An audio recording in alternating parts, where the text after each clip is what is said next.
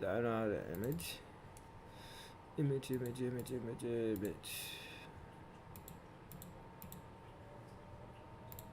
me take this one out. Let me add a file. I like this one. I'm a big fan of this one, so we're gonna show this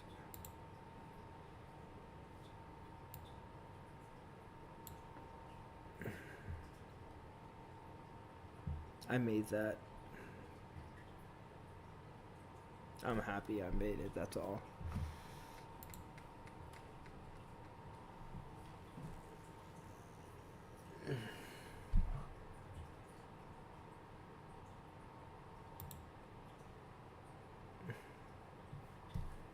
Alright, so you only put chat up, pop up chat box up. Oh, sweet. Patrix, you finally joined super quick.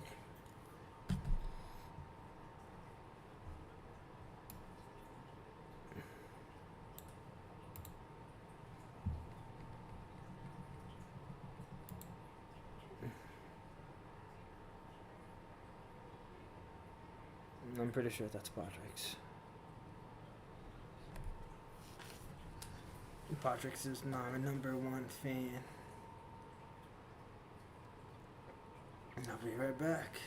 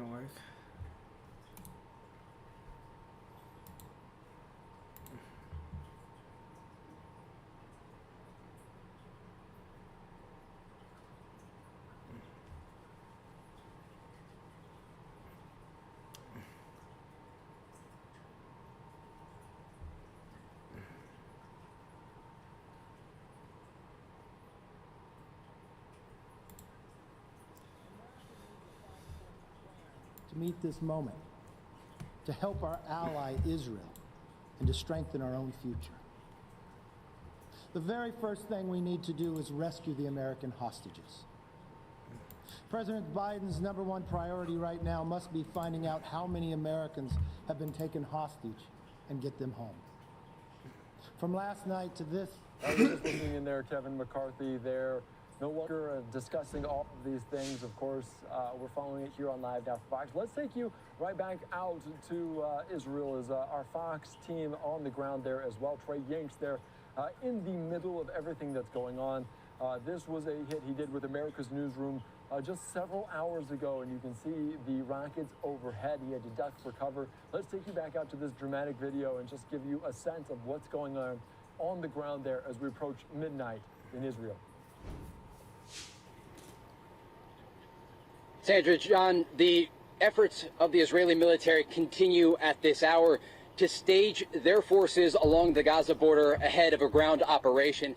Throughout the day, we've seen more tanks and APCs, thousands of soldiers in fields around this area preparing for those orders that are expected to come in the hours or days ahead.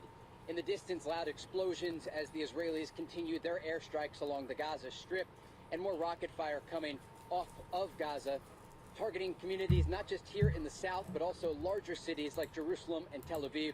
I do want to show you what it was like just last hour amid the rocket fire here in the town of Sderot. Pan up here, Yaniv. Hey, I'm going to interrupt you here. We've got Iron Dome interceptors coming off. Everybody get down. Pull it off the sticks. Stay with us here. Stay with us here. Get down. Just everyone just go flat. We don't have time. Go up. Point up here. You're going to see some interceptions taking place. There's mortar fire, rocket fire coming off the Gaza Strip right now. There are going to be some loud explosions. Don't be alarmed.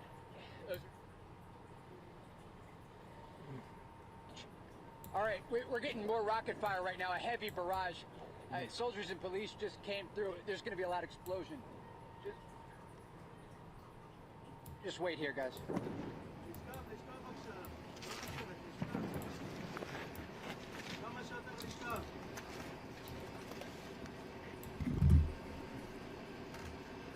You can see this is the scene in southern Israel. Just constant fire. Stay down, guys. Stay down. I'm just going to show you the scene here. Massive explosion.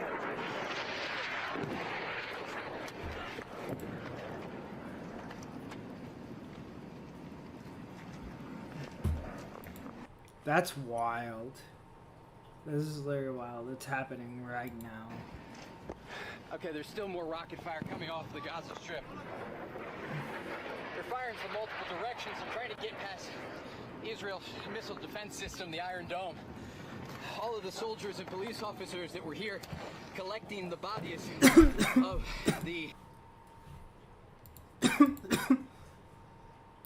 rockets coming. Just stand by. Okay, on the time. Just hold on, guys. You wait for the explosion and we'll go.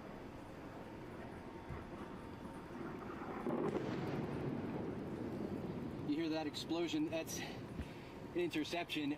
What Hamas is trying to do here is something that they find effective. They fire rockets from different parts of the Gaza Strip in an effort to overwhelm the Iron Dome missile defense system. And they did that just there. It's not the normal tactic, but it's a tactic that, if they time it correctly, can be devastating for these communities along the border. Again, these officers continue their work at this hour. There was an infiltration into Sderot last night, so they have to remain on high alert. All of them are armed. They have weapons ready in case there are more attempts on the border. But this is the scene right now.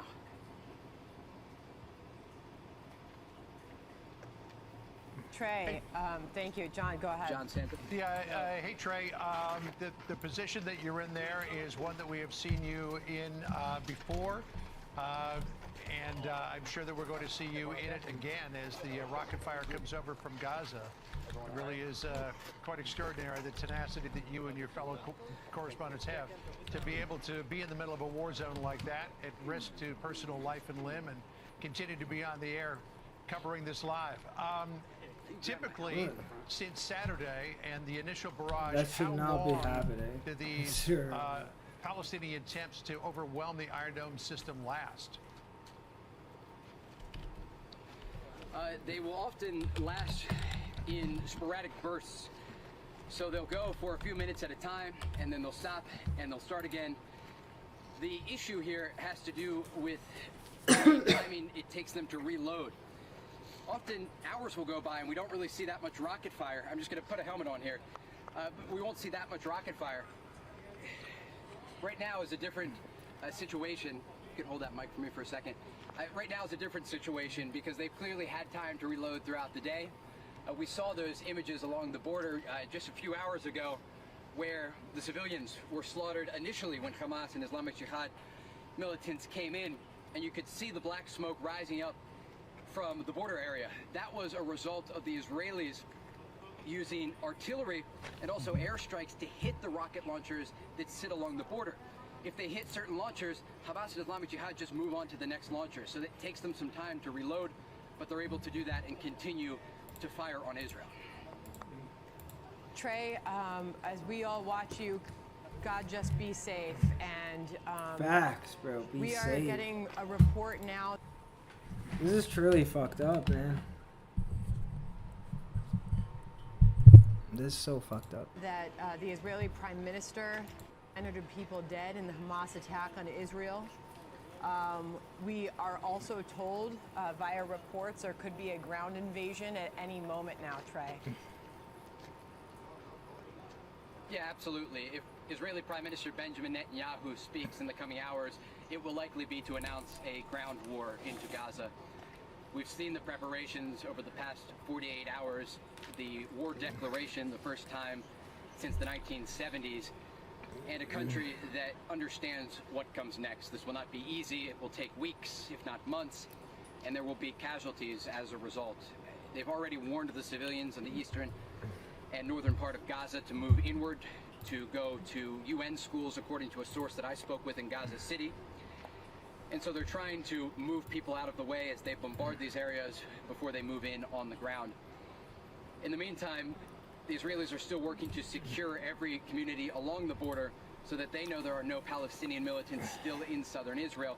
When they do that, the death toll will keep rising. It's part of the reason we just got that number, 900 deaths, both civilians and 900 plus deaths. As they make it to these areas, they see more people who were killed. We just went with the military before. When you saw those cars that had been shot, the civilians were removed, but there were bodies of militants in the fields next to the cars. This is a war zone at a level that the Middle East has not seen in a very long time, and it will take precision, it will take tenacity, and it will take a coordinated effort by the Israelis to do this in a way that will not only achieve their goals, which they've laid out. Israeli Prime Minister Benjamin Netanyahu and his Defense Minister Yoav Gallant saying they intend to completely destroy Hamas, the group in control of the Gaza Strip, but they will have to do it in a way that sets Hamas back and does not give them the capability to kill more Israelis. But again, the difficulty has to do with the civilian population in Gaza. Nearly 2 million people live there. It's one of the most densely populated areas on Earth, and it will be incredibly challenging to operate. We are looking at weeks and weeks of violence in the region. Hey, Trey, this is just crossing the wires here now, and this has to do with the hostages and the potential fate of the hostages. The armed wing of Hamas, Al-Qassam Brigade, has sent out a warning to Israel saying it will begin executing an Israeli civilian captive anytime there is an Israeli bombing of a civilian residence without pre-warning. Now, as we've seen in the past, typically when Israel, the IDF, mounts these bombing raids in Gaza, if they're targeting a building, they'll tell people, whether via text message or some other form of communication, to get out, and they've warned people to evacuate certain parts of Gaza. But what do you make of this warning from the Al-Qassam Brigade that they will execute a captive if Israel strikes any civilian targets without warning? It's incredibly concerning. They are ISIS wannabes. They want to execute people. They want to behead soldiers, as we've seen they did over the past 48 hours. It is horrific, but it is also They've been doing it for fucking years now, okay? Years. Indicative of what is to come. Both sides will try to leverage the tokens that they have, Israel's military force, Hamas's captives, and it's a challenge because it will be difficult for the Israelis and for the public to distinguish between those who are alive and those who are dead inside Gaza. We don't want to speculate Makes no too much, sense. but Hamas is an organization that is built around propaganda. Religion. They're built around making people Religion. believe their side of the story and their cause. Religion. And so we know they have the bodies of Israeli civilians. It will be difficult to tell if they are executing people in Gaza or if they were bodies that were pulled back once they executed them in Israel. It is very hard to parse through that information, but it's just another example of the information war that will run parallel to this conflict. It's not even like an Now, with this information said, I do war. want to talk about Gaza briefly. We've spent many times reporting inside the Gaza Strip, not only in Gaza City, but also further south in the city of Khan Yunis. We have Yunis. interviewed Hamas officials, Islamic Jihad officials. We have gone to military parades for the Qassam brigades. But we've also talked to civilians in Gaza, and there are nearly 2 million people there. They are not all militants. They are not all members of Hamas or Islamic Jihad. And Israel will need to operate in a way that protects civilian life. We Why? talked with a source inside Where was today. Gaza? What was We Gaza indicated part of? The civilian casualties Egypt? are very rapidly there as well. And so that will Who be took something it from that the as this Egypt? war continues, Israel? we'll look at, because there are innocent women and children there that, again, have been told they need to go to UN schools and other places away from where this initial operation is expected to take place. Trey, as you've been speaking, more airstrikes, screen right, in Gaza. We're watching that live. Trey, last hour we all watched you live outside that, next to that police station, and there were teams that came to pull bodies from there. Did you speak to those people that were doing that? Did they say anything to you? They didn't. And we found that a lot. The images speaking for themselves. What they were doing earlier, they were looking to get all of the bodies out of the police station behind me, and you saw there live on our air as they stacked them into the back of a pickup truck. More than 10 bodies. We're told it was a mixture of militants and Israeli police officers Oh, damn. that would be sorted through and identified at another time when they're able to get away from the active front line here. This is just one scene of many across Israel, and we know about that music festival where 260 people were mowed down by Hamas militants when they entered southern Israel. The scenes from there, we saw some drone video earlier today showing what this looked like, and it was clear that people were running for their lives. They ran to their cars. They were trying to get away when they heard the gunfire erupt and they saw the rockets in the air, but they were not quick enough. Hamas had coordinated this attack. They were entering from multiple different angles. They were using grenades. They were using Kalashnikovs. They were firing rockets. And the few police officers that were at that scene were simply overwhelmed almost immediately as these militants worked. All right, a dramatic video there. Trey Yang's doing a great job covering on the ground. See the southern portion on there, the Egypt border as well. They're also worried about the northern border closer to Lebanon. You can't really see it on the screen right there. Yeah, Lebanon, that's where I'm from. Have the full statement from President Biden. And I don't want anything to happen to my family down Americans there. lost their lives there in this conflict as we continue to follow this live, raw, and unfiltered on Live Now from Fox. That's like very fucked up.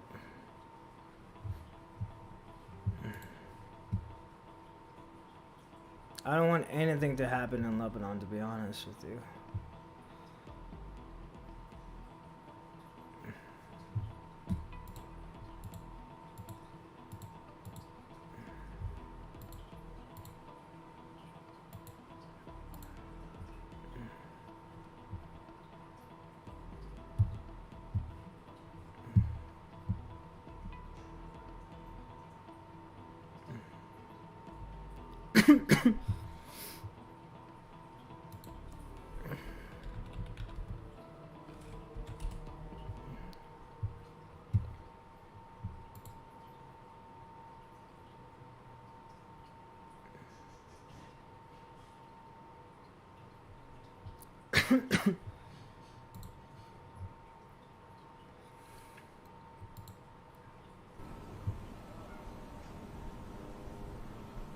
Israel, Hamas, 75 minutes ago.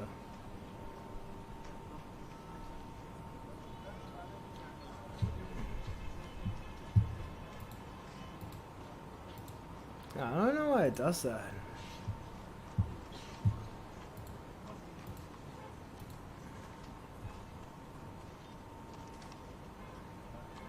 Piss on Allah, piss on Allah. Allah, hey, ablaka. What?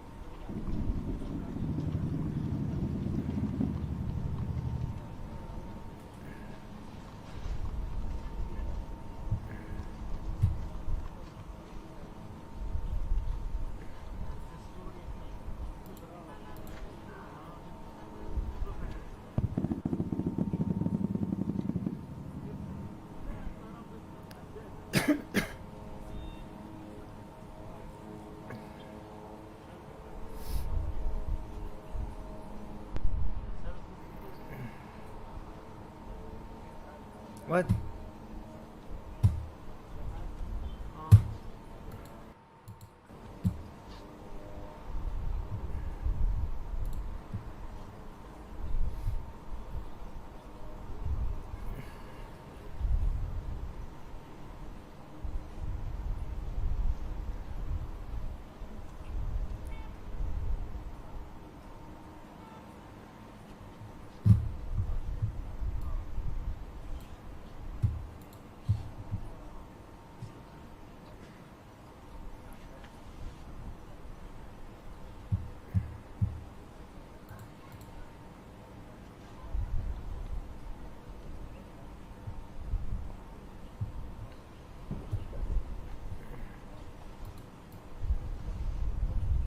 I don't know why it's doing that.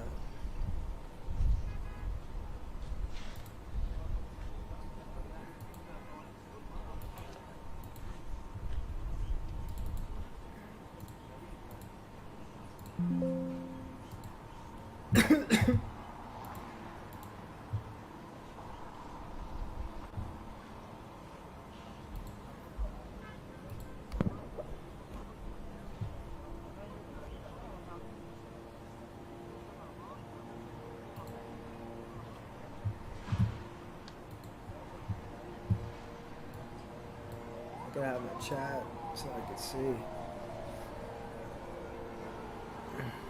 Look at that. Hold up.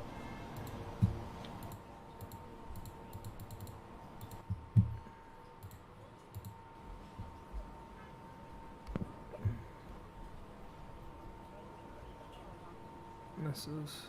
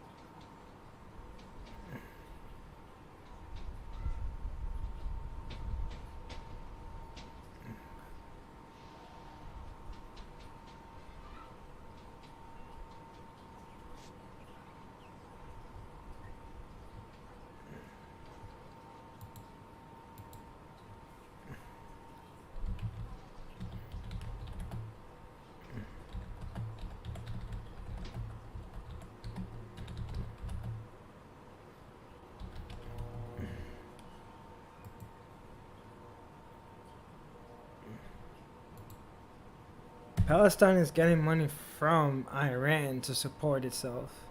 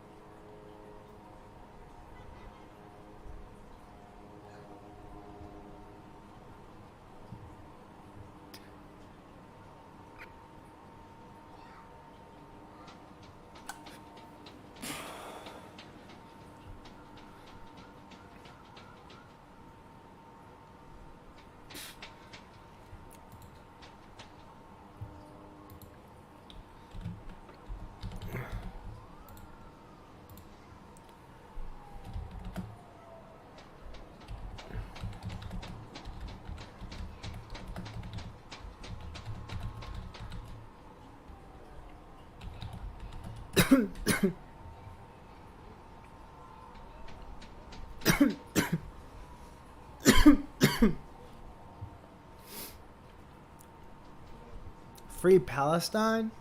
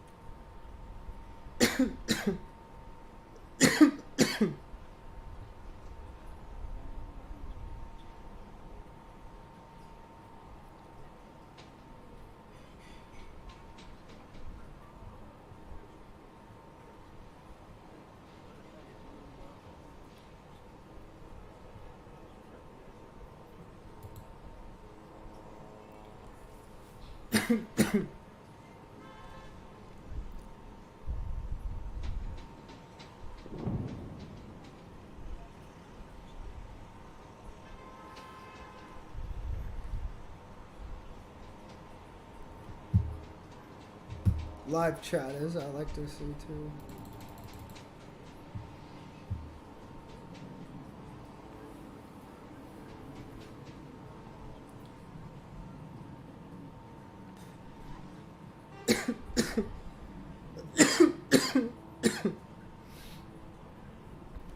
Two point something million people.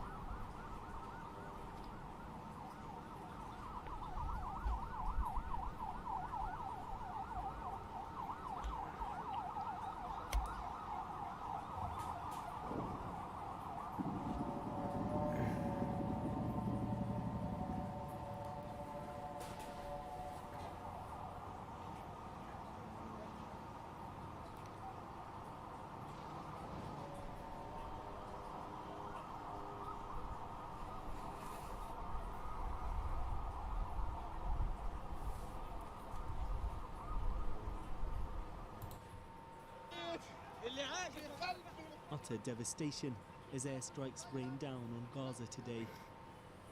A resident with a single fire extinguisher forlornly tries to tackle the huge blaze. This is the Jabalia refugee camp. The man filming says the building was a supermarket and that dozens No, of the children. BMW. Anyone and everyone is trying to help the injured. Oh my god. Oh my using god. whatever they Oh can my find. god. Oh my god.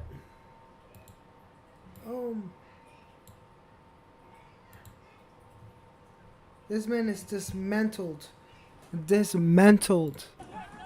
Using whatever they can find. This is one of the most densely populated places in the world. Oh. Israel insists it's only targeting militants, but ordinary people are paying an awful price.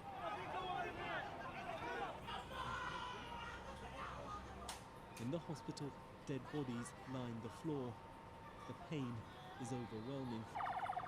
Bodies continue to arrive, many just children. Oh. May God be with our young ones, says this woman. We raised them with love, but didn't get to see them grow. Across southern Israel, a massive military presence has been building up. Preparations, it seems, for a major and deadly ground offensive. At the entrance to the town of Sderot, soldiers are on high alert. 3 days after the assault by Hamas militants began, Israeli forces have continued battling small groups of militants infiltrating from Gaza, responsible for massacring and Actually, one of abducting my hundreds buddies of is in people. this war, I'm guessing. Over there you can see what's left of this small town's police station. Hamas gunmen had taken it over and the Israelis used a bulldozer to flush them out, and you can see just how serious a firefight it was. I mean, there's bullet casings strewn all across the floor here, and over on the side you can see the state that these cars are in. 3 days after it began, this assault is not yet completely over. Throughout the morning, not far from here, there's been further clashes between militants and soldiers.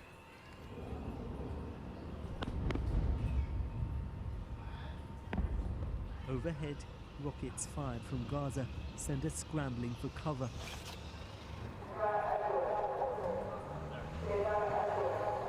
As sirens ring out, soldiers hit the floor too.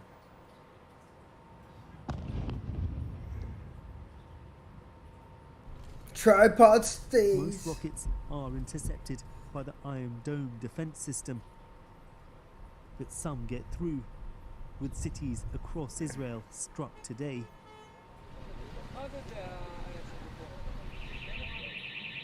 In Sderot, the streets are deserted.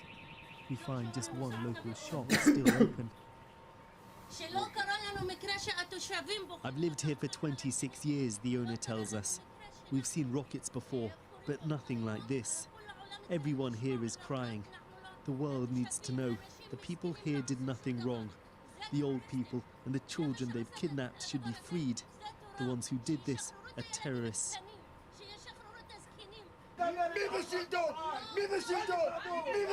There's anger at how this awful attack could be allowed to happen. An argument erupts. The left wing are responsible, shouts one man. But who's in charge, yells another. It's a right-wing government. They're to blame.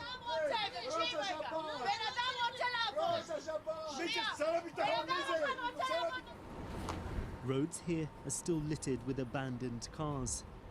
In a corner, the dead body of a Hamas gunman lies unclaimed.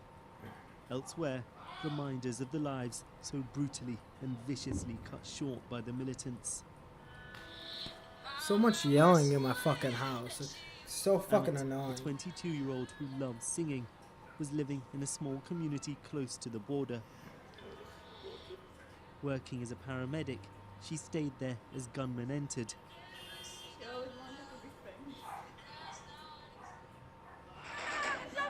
And this is after they went in the clinic.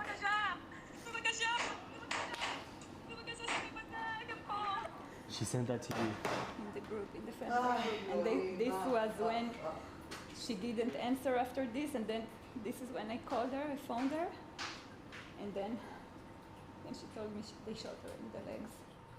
When gunmen attacked, Amit had the chance to flee to her safe room. Fuck, bro. Fuck. I can't watch this. I'm getting the chills. I'm 5 minutes into this and I'm getting the fucking chills. Fuck. Alright. Keep going. Instead, she went to help the injured. She kept in touch with her family throughout. She's letting us know that there is terrorists in the kibbutz. And there is many injuries and many dead people. She's saying that. And we all very concerned about her, and she's asking, where is the military? Where is the military? All over again in the messages. And we tell her, they're coming. It can't be true. They're on their way. Help is on the way. We're trying to keep her calm, and we're trying to encourage her. We call to the police. We call the police, yes. No answers. We're telling them, she's in the clinic in Kibbutz Be'eri. Go help her. Go get her out of there. In 1:50 p.m., she's writing us again that terrorists are coming, and she's telling us, this time I don't think I'm going to make it. And she's telling us, please be strong if something happens to me. She knows how much we love her. She's our youngest sister. She's the princess of the family. She knew it will tear us apart. She knew it, so she told us to be strong. The family don't know what happened to Amit Dude, next, I'm gonna fucking cry. whether she was taken hostage Holy or fuck. killed. Okay.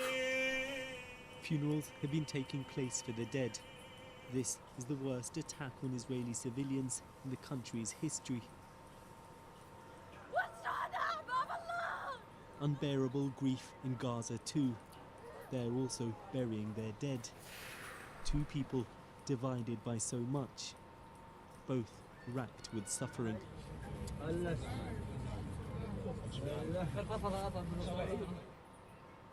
And Sikander joins me now. Sikander. Good luck.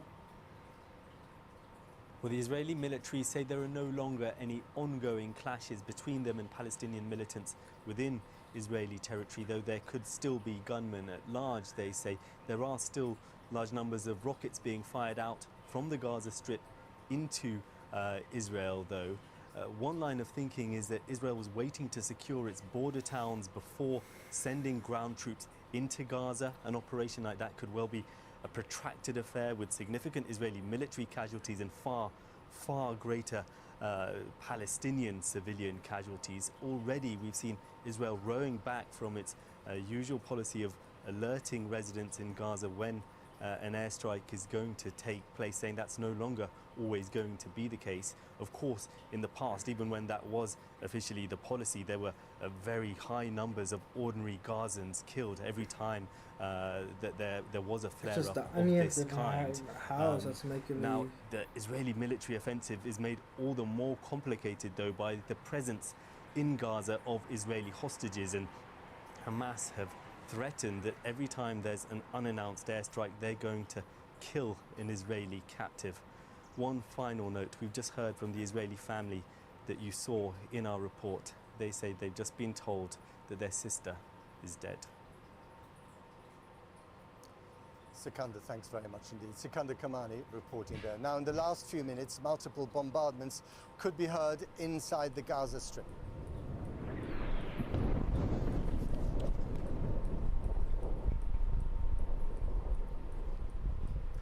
See burning buildings littering the skyline.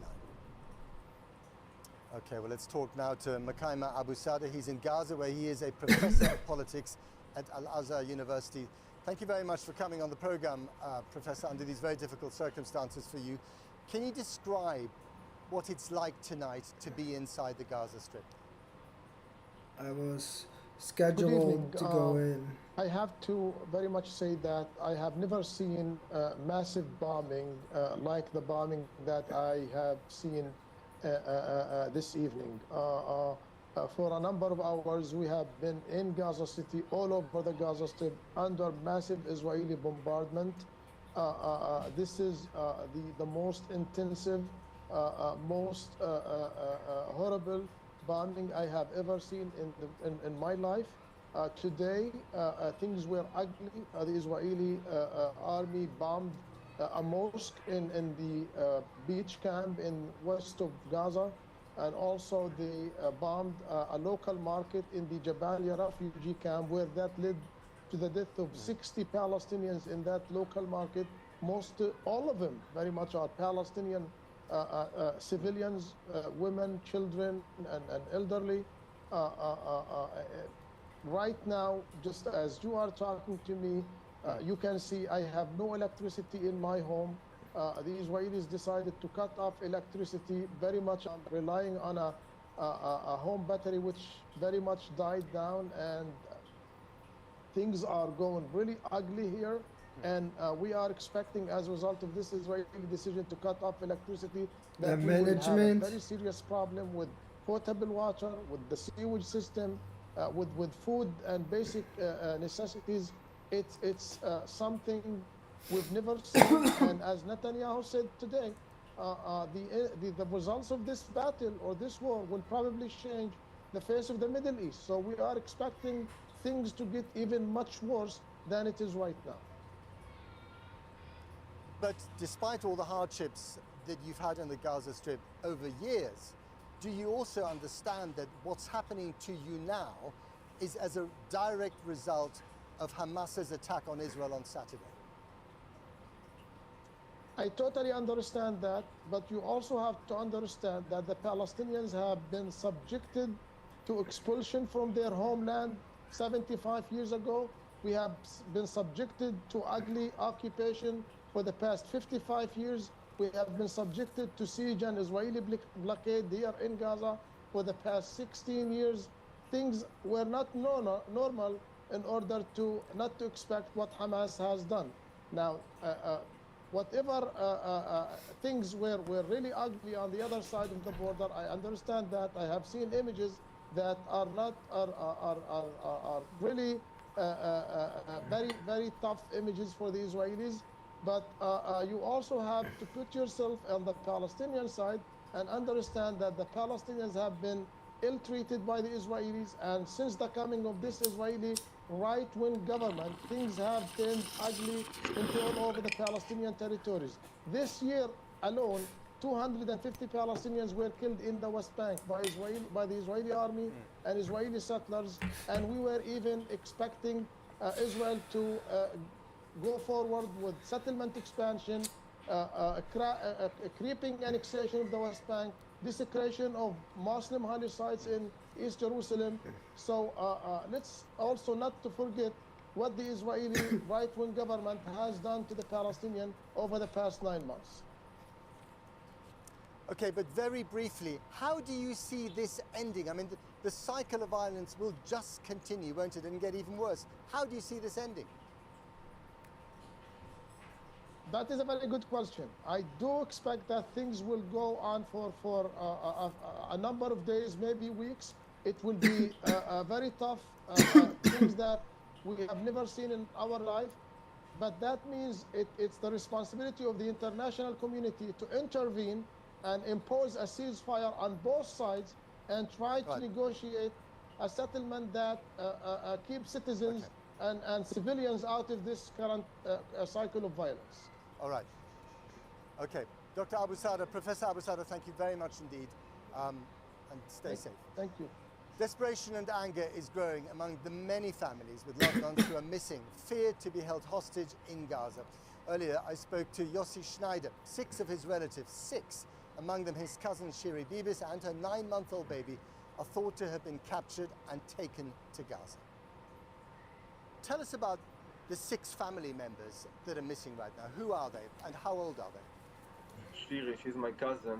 She's about 30 years old. The 2 little children, Ariel is 4 years old and Kfir is 9 months old, that have been kidnapped and been held by Hamas. Her husband was... All right.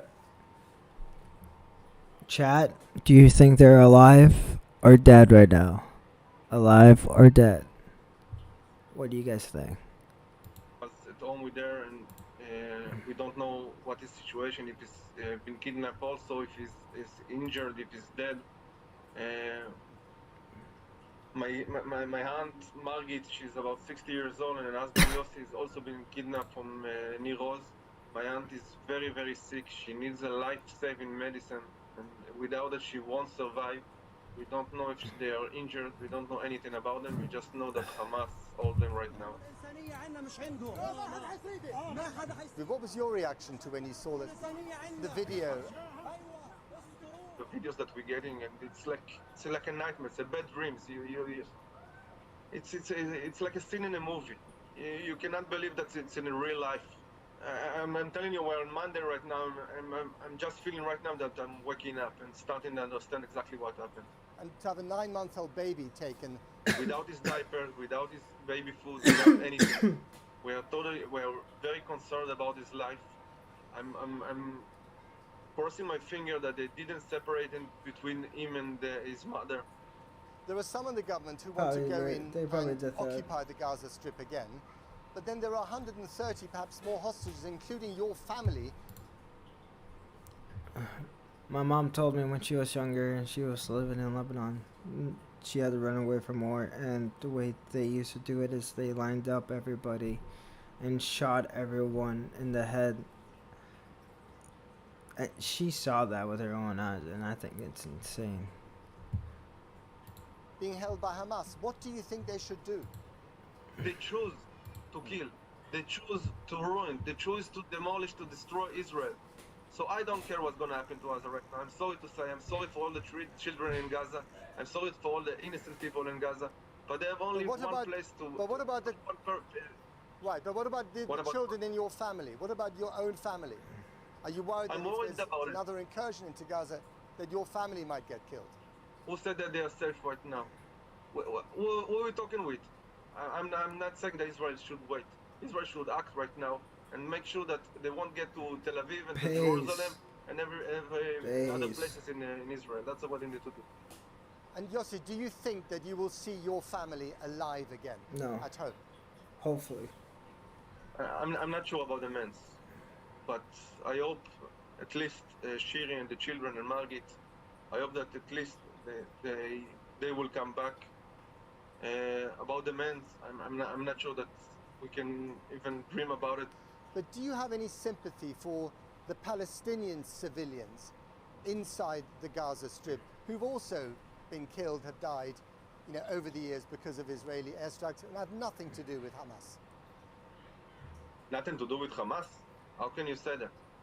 Hamas shooting fire rockets. Well, not all of them support Hamas. Not all of them support Hamas. What do you want us to do? What do you want us to do? To keep holding our hands, to sit tight and wait and pray that they won't hurt us? The only reason until now that there is not thousands, hundreds of thousands of Israelis that they've been dead is because we have the Iron Dome and because we have the IDF. Otherwise, we will not exist right now. Stop defending Gaza. Stop defending them. We don't want to eat civilians. I'm sorry for the children in Gaza. And the civilian in Gaza yesterday on Saturday, and in Judah Samaria, and in Jerusalem, went out and celebrate the things that happen right now in Israel. They celebrated. So I have no mercy for them right now. I don't want to eat them, I don't want to hurt them, but I have no mercy for them. Yossi Schneider, thank you very much indeed. Thank you. Now, more details are emerging of the attack on the Supernova Music Festival, in which it's thought more than 260 people died. We've been trying to piece together what happened after Hamas fighters arrived, paragliding over the border from Gaza. Many of those who were there are still missing, leaving their families paragliding? They fucking paraglided? Kieran has this report and a warning. It contains upsetting images. To see hundreds of bodies, cars on the roads riddled with bullets, it was a scene from a horror movie. This is not how a festival should end. No encore, just the aftermath of people trying, wanting to get out. More than 260 didn't. The Supernova Festival was likely audible in Gaza, just 3 miles from the fence that separates it from Israel. It took place just to the northeast of Kibbutz Rim. It was one of the first targets for Hamas. An emergency medic told local media there were around 3,000 people at the festival. The music began late on Friday evening. The thuds of beats, the cries of joy. You know, this is so upsetting because this is what they love doing down there. Because, like, there's, like, barely anything to do down there. So, like, when they have a chance to do something like this is something every person wants to go do. Because, like, it's something for everyone to do and have fun. And something like this getting ruined is terrible. Thuds and cries that would soon take on a whole new meaning. At around 6:30 a.m. on Saturday, dots in the sky, Hamas militants paragliding in from Gaza. People dance on. But then the music stops and rockets are heard. Festival goers make their way to their vehicles, ready to drive to safety, some still seemingly unaware of the threat. People's cars were parked to the north and east of the main pavilion, along the road which heads north towards Sderot and south towards Kibbutz Rim. But as people reach their vehicles, they come under heavy fire from the militants. Some even spoke of cars with corpses on top of them blocking the road. Unable to drive out, many run across this field to the east and try to hide in trees, bushes. Some even play dead. There was some limited festival security here. Footage shows them attempting to fight past the attackers and allow a safe route out. This was the scene elsewhere. Bullets flying as people run across an open field, their destination unknown, just anywhere far away. Then we were starting getting messages of people who were hiding inside the trash cans just to get out of the terrorists. And I heard like crazy stories of my friends saying, "We inside the trash. They are next to us. We hear our voices. We hearing how they're killing our friends in the next bush." This dashcam footage from near the festival is from 9:23 a.m., around 3 hours after the first signs of an attack. A gunman drags a hostage away, his t-shirt bloodied. Another figure can be seen hiding just beneath the boot of the car, appearing to play dead. An attacker shoots them point blank. Reports suggest more than 260 dead, 30 missing, friends and families waiting. What a bunch of fucking scumbags. Seriously, both sides. I don't give a fuck. Worrying. If you have 3,000 people who are running by foot in the field and getting shot by like ducks, there's a lot of missing places. And there's people we know that are safe. There are people we know who don't know nothing, and there are people we know by sure that are all murdered or getting kidnapped. This is Noah Agamani screaming in terror. She and her boyfriend went to the festival together. They didn't leave together.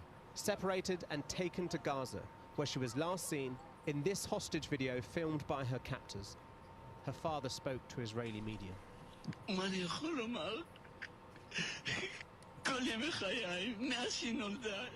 What can I say? My whole life, since she was born, I have done my best to protect and to hug her, and to support and love her.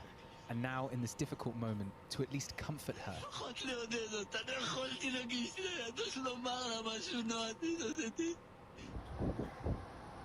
We're told that 2 days later there are still bodies in the area as rescue and recovery operations continue in towns and villages throughout the south. The full story of this deadliest of days only just emerging. Countless other tales of terror to come. Lives still on the line. Israel is, of course, no stranger to crises on its streets and its borders. Apart from the wars of 1948, 67 and 1973, there were the bus bombs during the Second Intifada and what seemed like the constant spectre of terror at the time. But for almost 2 decades, Israel has largely managed to contain any potential threat from the West Bank and the Gaza Strip, with high walls, acres of barbed wire, and swarms of surveillance drones. But none of that protected it on Saturday morning. And another warning, images in my report are distressing. Jaffa Street, Jerusalem. It should be congested with shoppers and traffic and life. But we found it deserted at lunchtime today. And then we heard this.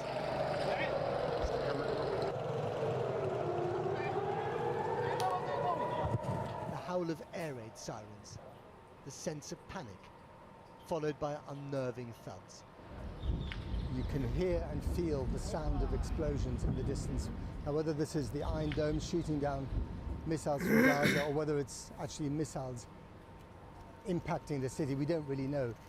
But the silence otherwise that you see on these streets, that you feel now, that sense of terror, that sense of shock, of vulnerability, that is something that this country has not experienced until October the 7th.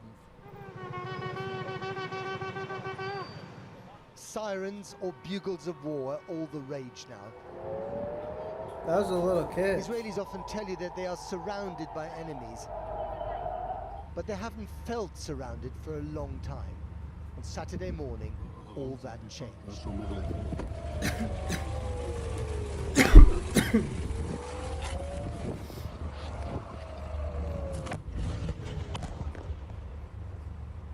Everybody that is a compact soldier is right now in the front line, getting ready to retaliate at Gaza.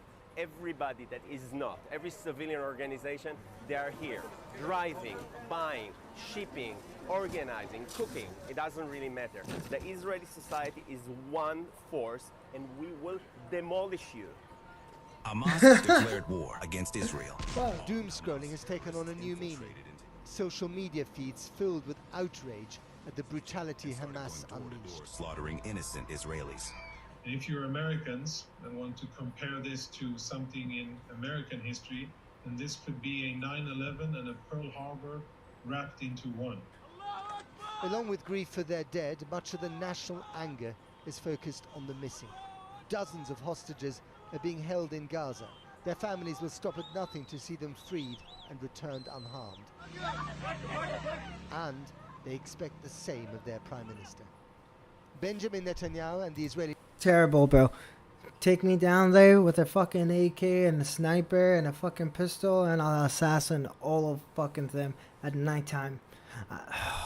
The Defense Force face questions over whether the surprise attack could have been prevented. How do they plan to save the hostages? How could such a catastrophic security failure happen in their own backyard? How? A ground invasion of Gaza may answer some of those questions and deflect others for now. Reservists and tanks are fronting up for duty. 300,000 men and women have been called up. The biggest mobilization in Israel's history. Israel is a country of compulsory military service, where every citizen has served or will serve. Oh, will serve, 100%. And back in Jerusalem, they cover the body of Colonel Roy Yosef with earth.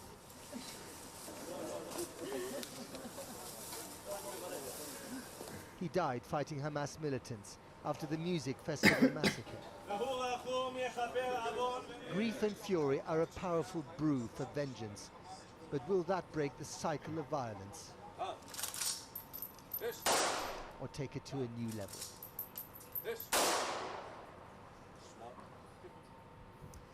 And an update in the last few minutes, the authorities in Gaza have announced that the death toll there has increased yet again to 687. Now, the unprecedented attack by Hamas has badly shaken Israel's faith in their military and intelligence services. Many are blaming Prime Minister Benjamin Netanyahu. Among them, one of his predecessors, Ehud Olmert, who led the country during its 22-day war on Gaza in late 2008 and early 2009. He told me earlier that the failure to see the assault coming was down to the arrogance of the current government. His words. I began by asking him about his reaction to the attack on Saturday. They have caught us in a complete surprise. It is similar to 9/11, and we suffered a terrible blow. There is no question about it. This was a shock for everyone, but we are pulling ourselves together, and in a short while, we'll hit back, and it will be very painful. This is brutal, and it will have to be answered, and the answer will be very decisive. There is no question about it. The intelligence failures, the security failures. As someone who used to be the Prime Minister of this country, how surprised were you by what many people are regarding as a catastrophic failure of what Israel is supposed to be very, very good at? I think that this is a tragic mistake which repeats itself exactly 50 years after the similar situation in the Yom Kippur War in 1973. So the intelligence worked. We saw all their preparations, but we thought that they are trying to fool us, and we didn't take it seriously. And this is, in my mind, unfortunately, this is the outcome of the arrogance of the present government. So you blame Prime Minister Netanyahu, ultimately? Well, look, I'm not right now in the mood of carrying the fight that I have with Netanyahu. Prime Minister is the ultimate responsible for everything that happens or doesn't happen.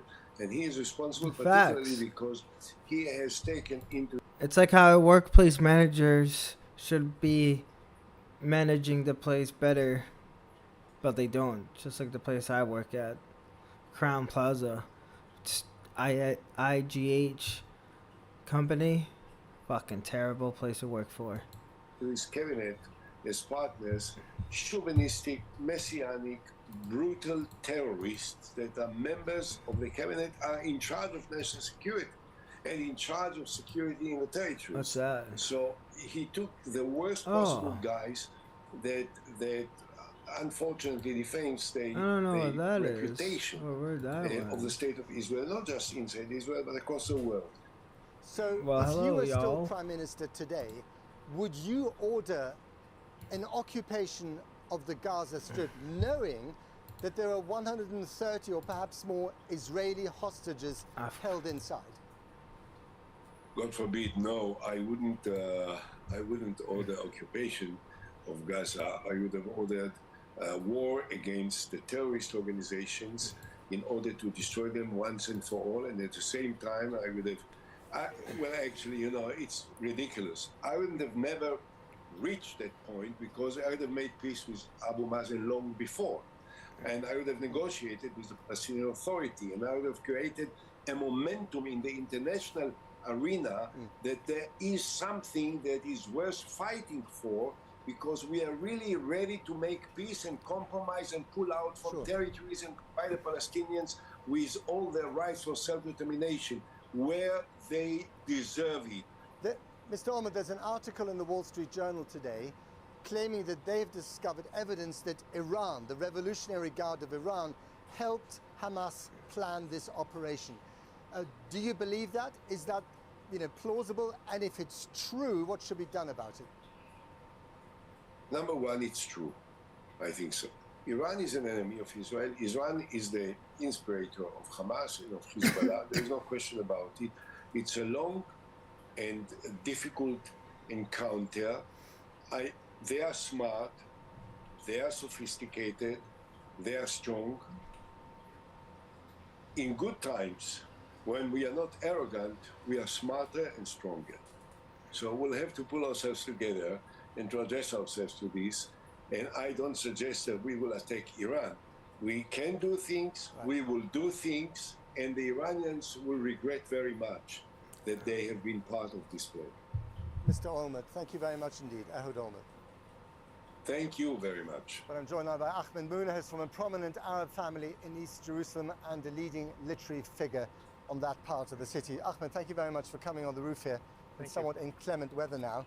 I mean, Hamas is threatening to execute a hostage for every unannounced strike against a Palestinian house in Gaza. Here, the Israeli government is threatening to basically, a complete siege of Gaza. I mean, we've never had it this bad, have we? And this is just going to increase the cycle of violence, surely. Good evening.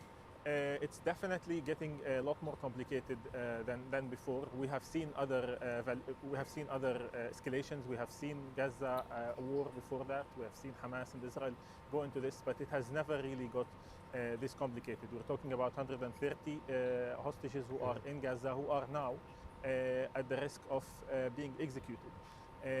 What would you say to Hamas if they were listening now to this interview? What would you say to them? It's a difficult question. Look, this conflict has been going on for 75 years.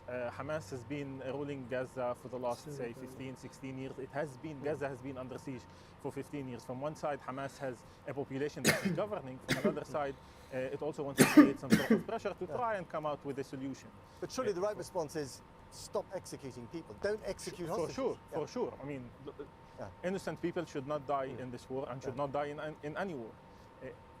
But now you live, in East Jerusalem. You know the Palestinian Authority, but you don't represent them. But they are, caught between two stools here, aren't they? They're supposed to be the moderate force, but they don't have much of a mandate. They're not popular.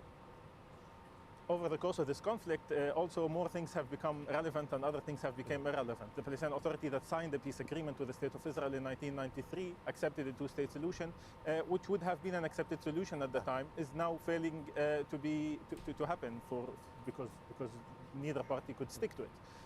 We came to a situation today where the Palestinian Authority is less and less and less relevant. People don't talk about it. Young people today are not interested in the two-state solution. They're not interested to talk about what Fatah party had subscribed to 30 years ago. It's too old. It's beyond us. Is the two-state solution dead?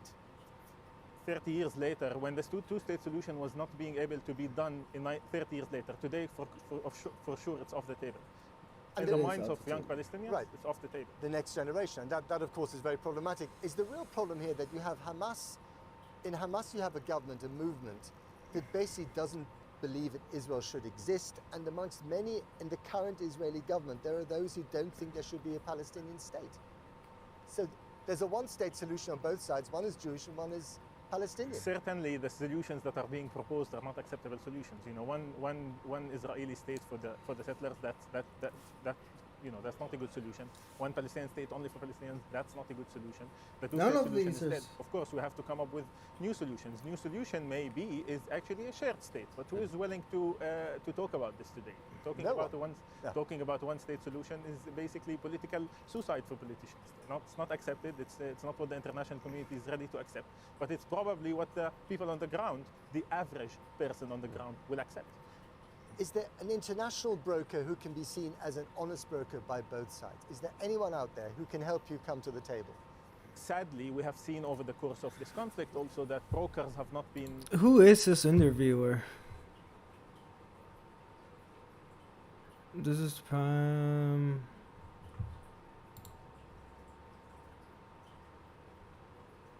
Our foreign correspondent Cirque reports from near the Israel Kermani Sakanter.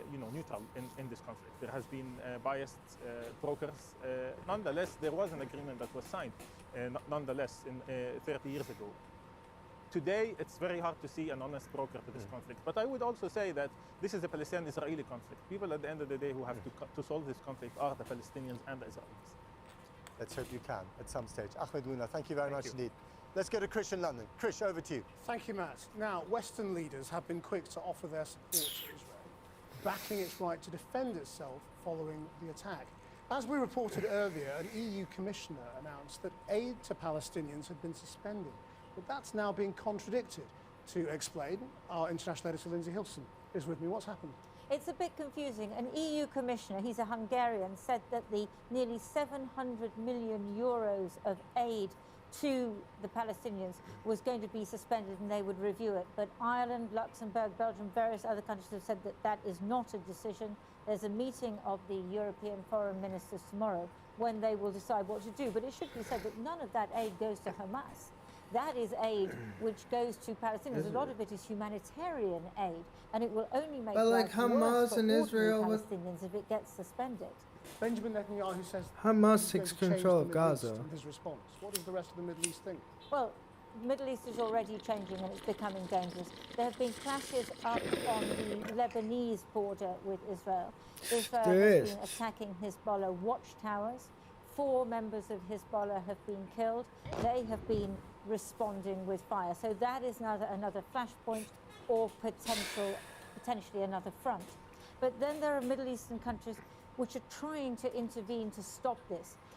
The Turkish leader Erdogan, he's been on the phone to people, both to Hamas and to the Israelis, the Egyptians as well. And Qatar has come up with a very concrete suggestion. There are 36 Palestinian women and children being held in Israeli jails. They are suggesting that they should be swapped for female Israeli hostages who are being held in Gaza at the moment. I think the other thing that is going on is that Israel has been trying to basically leapfrog the Palestinians to make peace with other Arab countries, and they've been trying to make a deal with Saudi Arabia. What this shows is that is not possible. The Palestinians exist. Israel is not at war with Saudi Arabia, and any kind of deal which the Americans want cannot be done unless there is some kind of settlement with the Palestinians. Lindsay Hills, thank you. Well, let's look at the reaction here in the UK to the events in Israel and Gaza. Let's go to our senior political correspondent, Paul McNamara, who's at Westminster. Chris, the message here is unequivocal support for Israel, utter condemnation of Hamas. We're told the government is, quote, poised to offer support to Israel as required. And events are being monitored really closely here. This afternoon, the Prime Minister chaired a COBRA meeting with the Foreign Secretary, the Home Secretary, key security advisors. And part of the problem they're grappling with here is trying to work out just how many Brits are caught up in this. I was told by an official this afternoon that more than 10 are feared dead or missing. 2 of those British citizens have been named Nathaniel Young and Bernard Cowan. The fear is that number will rise. The Prime Minister says he's working very closely with his Israeli counterparts to establish the status of any British nationals on the ground. But the number is huge. The Foreign Office estimate that there are 50 to 60,000 either British nationals or dual nationals in Israel and Gaza. The vast majority of them are in Israel. There's no plans for a mass evacuation, but the message is this is like a world war. It's going to be a world war. For those in Gaza, though, the message from the Foreign Secretary is try and make your way to the Egyptian border, but that is by no means safe. This afternoon we discovered that 2 people trapped in Gaza are the parents-in-law of the Scottish First Minister, Humza Yousaf. They live in Dundee. They travel to Gaza to visit a sick, elderly relative. Mr. Yousaf says they're trapped in Gaza. He says him and his wife are sick with the worry that they may not make it through the night. Paul McNamara in Westminster. Well, with me here in the studio now is Israel's ambassador to the UK, Zippy Hotovely. Thank you very much for joining us. Hello. Benjamin Netanyahu says this war will deliver revenge that will change the Middle East. So what is the aim? To defend our people. Over 1,000 Israelis got butchered, killed, brutally, barbarically. We're talking about children being executed in front of their parents. We're talking about young women being taken away and kidnapped to Gaza. Those are sights we haven't seen, and I will quote my president. The president said today something everyone should think about. He said, since the Holocaust, there was never a day in our history that so many Jews got killed in one day. Yes, and so that's a this fact. is horrific. But no, this, you can't. what is the war aim? Krishnan, 1,000 Jews got killed. You can't just go with fine. It's not fine. No, I didn't say fine. It's absolutely not fine. I said that is a fact. And it's a very sad fact. It's a very sad fact. What I'm trying to get to is what is the war aim? You know, to protect the our IDF is people. comparing this to 9/11, to Pearl Harbor. Are you talking about removing Hamas? Are you talking about a ground war? Is that where this is going? We are going to a serious war that will make sure that there won't stay any infrastructure of Hamas that will give them the abilities to harm our people. It's a war to protect. So the aim is to remove the Hamas administration of Gaza, totally. I'm not speaking tactically. I'm speaking about the main goal as a government. The government's goal is to make sure Gaza. Those atrocities will never be back again inside of Israel. And think about it, cities and towns were occupied for hours. And think about the fact that for hours that those terrorists walked from one town to another. Without removing Hamas. You're not being blunt about what the aim is. As you know, you're not saying. As you know, I'm the ambassador. I'm the ambassador. My job is to make sure the international community supports Israel this time. And I want to tell you, the community here in Britain is supporting Israel. Just came back from a rally of 2,000 people waving with Israel's flags, understanding those kind of atrocities cannot happen. And Foreign Secretary Cleverly showed solidarity and came today to our embassy, and he said, we will support you and we will help as much as you need, because he understands this is really fighting for the freedom of the people of Israel. But there are also many voices expressing concern, including the UN Secretary General, about the level of the response and the impact on civilians in Gaza. You are now cutting off electricity, food, water to the civilians in Gaza. That is collective punishment. That is illegal under international law. So actually, I knew you were going to ask that, and I checked the international law, and as you know, I'm a jurist. According to the international law, Gaza is not occupied by Israel because the Geneva Convention has only one condition. Let me just finish with this. We're not It's talking about important. occupation, we're talking about the siege. No, it's really important because the reason from 2005 Israel is not occupied, and it means basically we don't have effective control in the Gaza Strip, and unfortunately we saw the price of not having any effective control, as you've seen in the last 48 hours. And the meaning of that is very simple. Gaza gets supplies from Egypt. Israel shouldn't and mustn't supply electricity to the Gaza Strip. This is not part of our obligations. And think about it. Do you think Britain should have supplied to Germany any supplies if you had a shared border? Does that make sense to you that you have an enemy during a war and you need to supply something to this enemy? But you're going to starve civilians. That's the impact. That's your cutting mistake. off. It's Hamas that is to be blamed on anything that will happen to civilians. In Gaza. That's an arguable point. I'm not arguing about that. I totally think that the international community should say to Hamas, please, you need to make sure all those kidnapped young people and elderly people will be released. So your position is that Egypt should take all the burden, and presumably allow... My position is that we don't have any obligation according to international law because we're not occupiers in Gaza. But the only other country that can is Egypt, which has the other border. So are you saying the Palestinian people are now reliant on Egypt? All I'm saying is that at the moment we are in a war. We're in a war because over 1,000 Israelis were killed brutally. And this is our duty to make sure our people will be safe. And we're doing what every country would have done in such a situation. And you can't imagine a situation where you supply supplies to your enemy while they're using it to create rockets, to fire on your cities. Well, I'm talking about the civilian population. So of course, obviously, but Hamas, as you know, doesn't care about the civilians in Gaza. Unfortunately, they don't care about them, and they're abusing the power they have in order to create more terrorism instead of taking care of hospitals and people in Gaza. The Israeli government is also saying that the people in Gaza must go. Where do they go? First of all, we are alerting every single building that we are harming, and this is something that doesn't happen. But that doesn't work. I mean, I've seen that myself. You often hit the wrong building. We're not obligated to do that, and we do that from humanitarian reasons, and we don't want any civilian casualties. Yeah, but you still kill. I mean, if you look at the 2014... But Hamas, from the other hand, is targeting only children and elders. Krishna, I want to be very... But where should they go? Krishna, can I say something?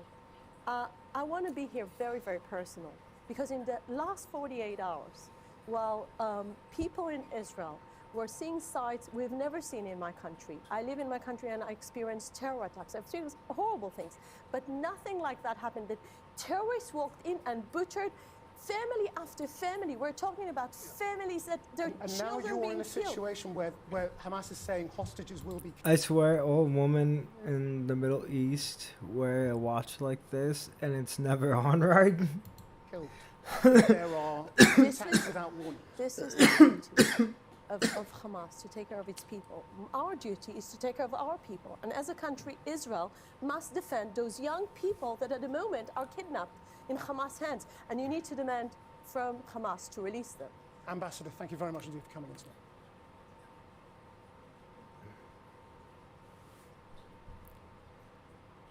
Damn, bro.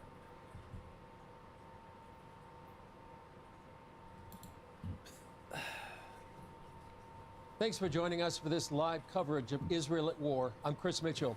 One day after one of the darkest days in Israel's history, when Hamas terrorists launched an invasion into Israel. It's left hundreds dead and more than 2,000 injured. Julie Stahl brings us the latest.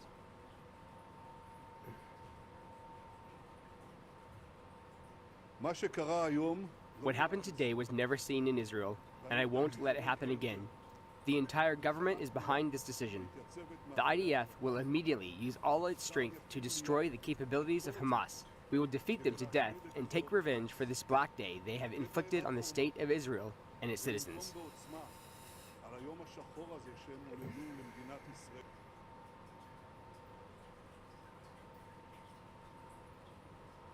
A unique opportunity for the IDF to respond. So here's Julie Stahl with that latest story.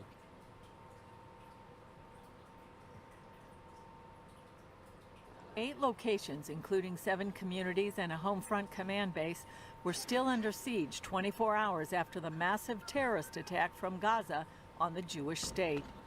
On Saturday, terrorists breached the border in 29 locations by land, air, and sea, according to military spokesman Lieutenant Colonel Richard Hess.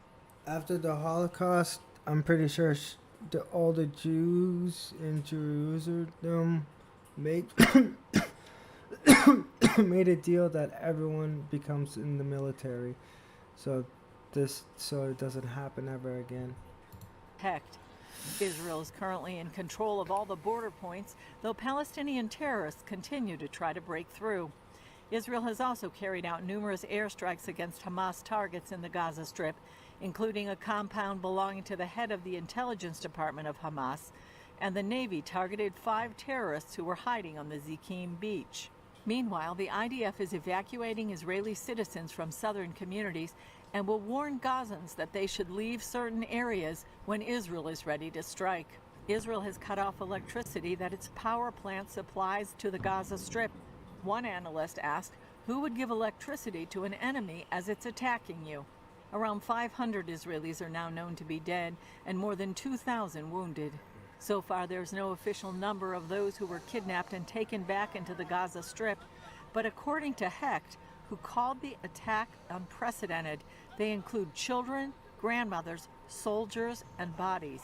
And while Israel has been pummeled by thousands of rockets in the past, the big question on everyone's mind is how did hundreds of terrorists from Gaza breach the border by land, air, and sea, fight on the streets of Israel, and take hostages back across the border? No one can answer that now, as Israel fights to secure its land. Many officials are saying Israel must make an end to these attacks once and for all, and that it won't be a quick war. Julie Stahl, CBN News, Jerusalem.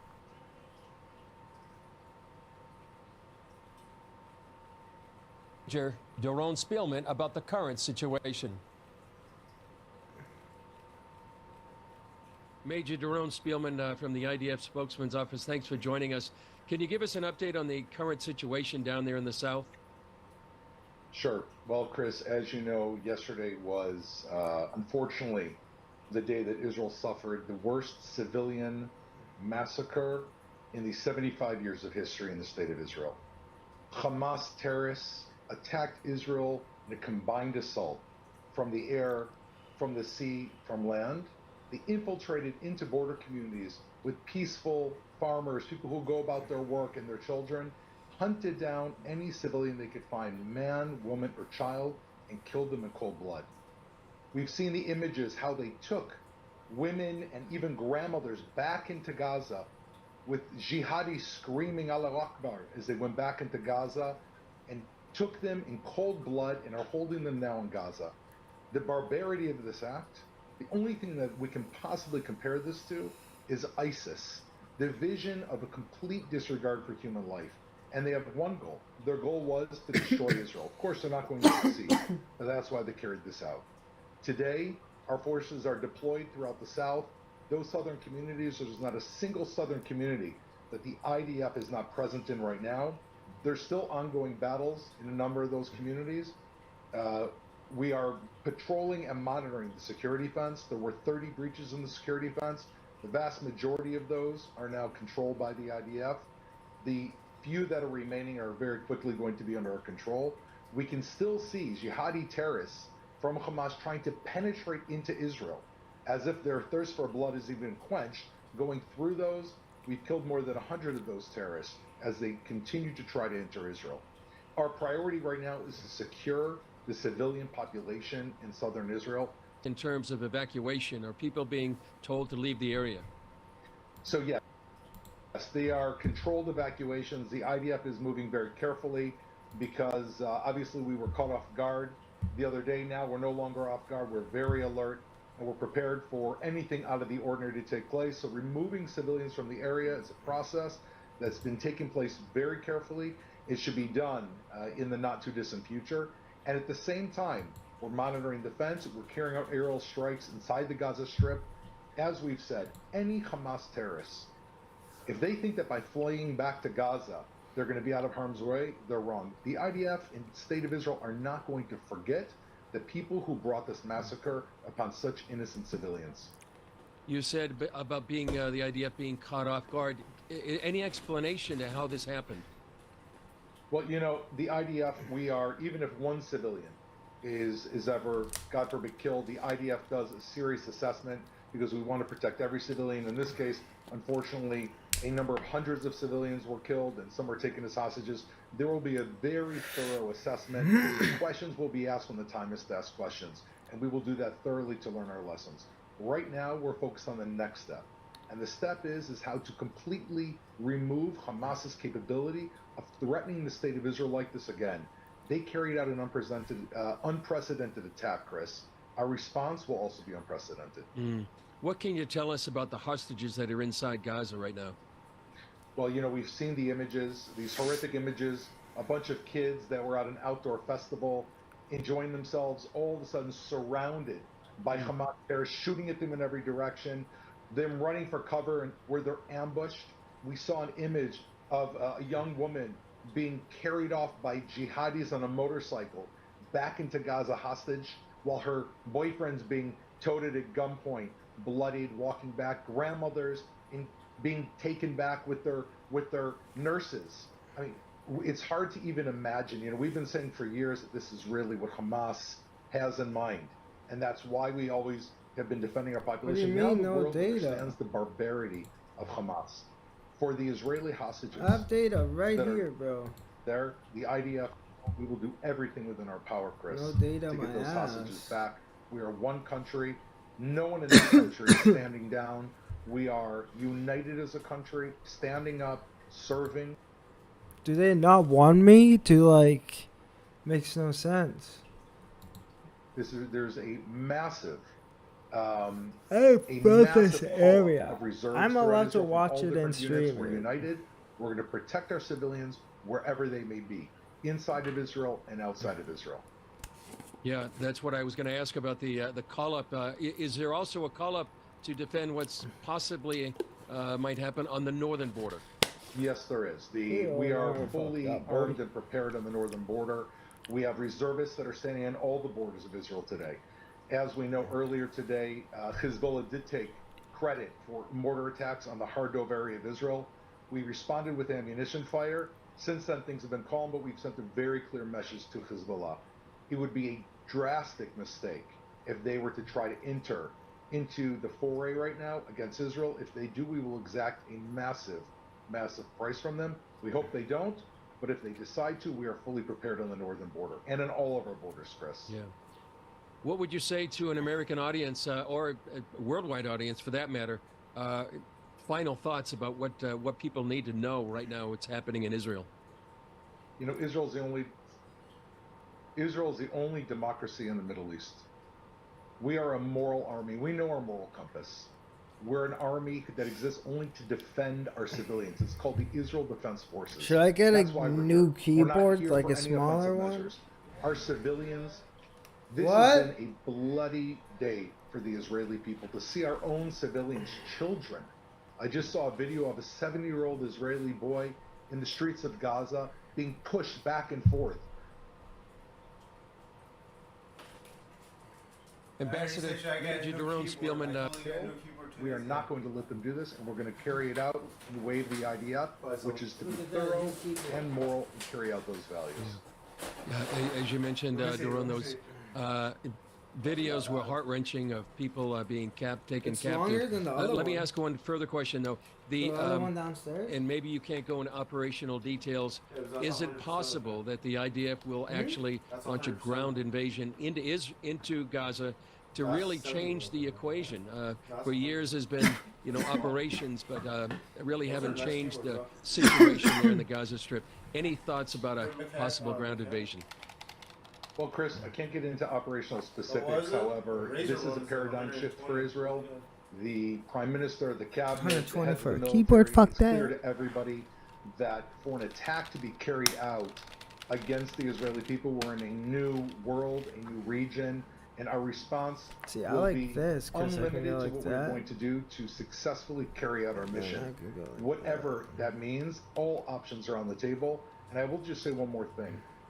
Our war, this war, for us, even now, is not against the Gazan people. If you would have asked any Israeli 3 days ago about Gazan people being under wreckage, we would say it's the last thing that we want. However, these Hamas terrorists are cowards. They are kill Israeli cowards. civilians, Then they hide in underground tunnels, leaving their own civilians above them to try to take the hit for them. We will find those terrorists and do everything we can to minimize any damage to their civilians, because we actually care about Israeli civilians and their own civilians, while they care only about killing Israeli civilians and putting their own civilians in the line of fire. Yeah. Well, Major Doron Spielman with the IDF Spokesman's Unit, thanks for joining us. And just to let you know, and those in your unit, that there are millions of evangelical Christians praying for Israel right now. Thank you so much. We could use all Do the you want to prayers say we hi can to get. everybody? Come here. We also talked with Come former here. Israeli Come say hi to ambassador to the UN, everybody. Danny Danon, about what Israel needs to do Come say now hi to and the everybody. international fallout. Everybody. Ambassador Danny Danon, thanks for joining us so much on such a dark time in Israel's history. Tell us your reaction to what happened yesterday and even today. Chris, we are at war. Israel is under attack. We are in pain. We are still counting the number of casualties.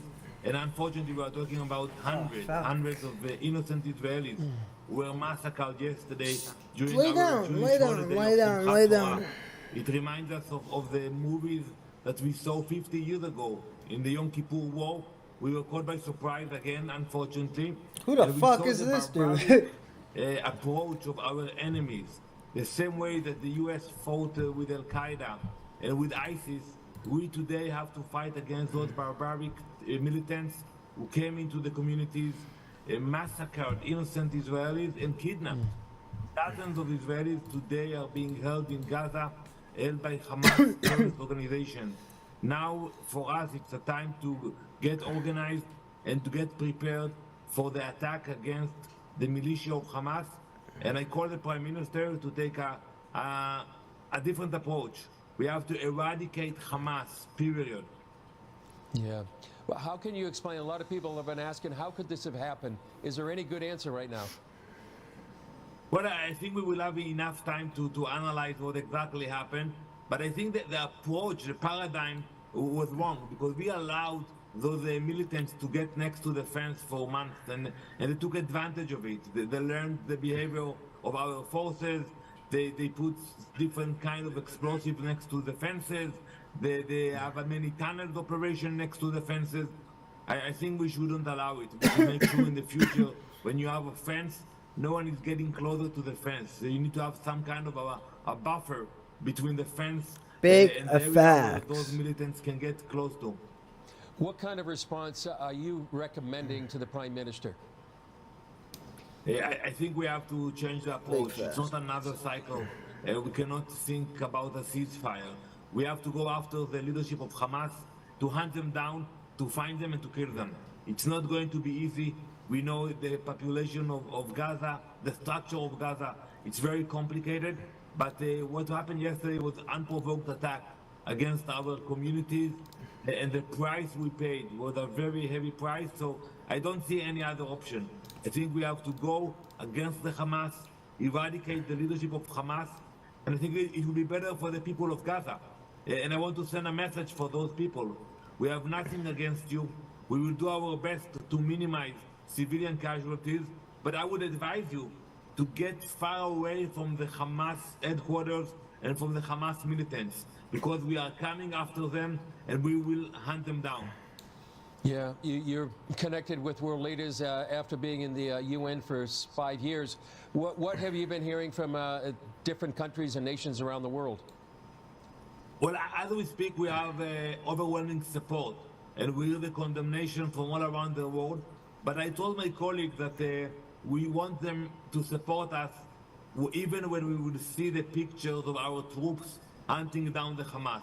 It will not be easy. It will be challenging. But that's when we will actually see who are the real allies of Israel. Not now, when they saw the kidnapped people being dragged into Gaza. You know, I don't know if you showed the horrific footage, Chris, but you see a woman, Holocaust survivor, 85 years old, being dragged by terrorists into Gaza. Families with toddlers being dragged to captivity of Hamas. So today we have the international support, but we will continue with the operation, even if the voice will change in the next few weeks. Later today, the United Nations Security Council will be meeting. What do you expect to come out of that meeting?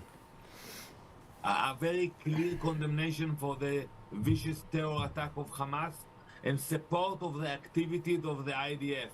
We should not accept a call for de-escalation. We should not accept a call for diplomatic negotiations. Now is not the time for any diplomatic negotiations. Now is the time for retaliation. Now is the time to fight against Hamas, to fight against evil. We are facing evil forces. I know many people around the world are praying for us, and we are grateful for that. And we also in the Bible, we know that you have to fight and stand against evil. That's exactly what we are doing here today. Ambassador Danon, you're a member of the Likud party and part of the government, member of Knesset. There's been talk about a possible unity government. Do you see that as a possibility? Well, I think today we don't have politics involved. We don't have left or right, coalition or opposition. We have to work together, stand together, fight together. And I think that, you know, if anyone wants to join the government, like Menachem Begin did in 1967, should be welcomed. You know, we have to put politics aside. If someone wants to come and support with his experience and ideas, we will welcome everybody. We have to be one people today when we fight evil. Right now, there are millions of people, evangelical Christians around the world, praying for Israel. How would you encourage these Christians to be praying? First, I want to tell them that we will prevail. It's not going to be easy or short, but God is on our side, and I want to thank them for their prayers, and I want to encourage them to support us and to make sure that the support is not only in the next few days, but also in the weeks to come, when we will start to get the international pressure and the heat about stopping or having some kind of negotiations. You don't negotiate with the devil. You don't negotiate with evil. You fight evil, and that's exactly what we will do. Ambassador Danny Danon, thanks so much for joining us. Thank you very much, Chris. Well, joining me now in our studio is Daniel Colson, the National Director of CBN Israel. First of all, Daniel, it's just a horrific time for Israelis, isn't it? It is very horrific. This is something that is really unprecedented. People are equating it to 50 years ago, Yom Kippur War.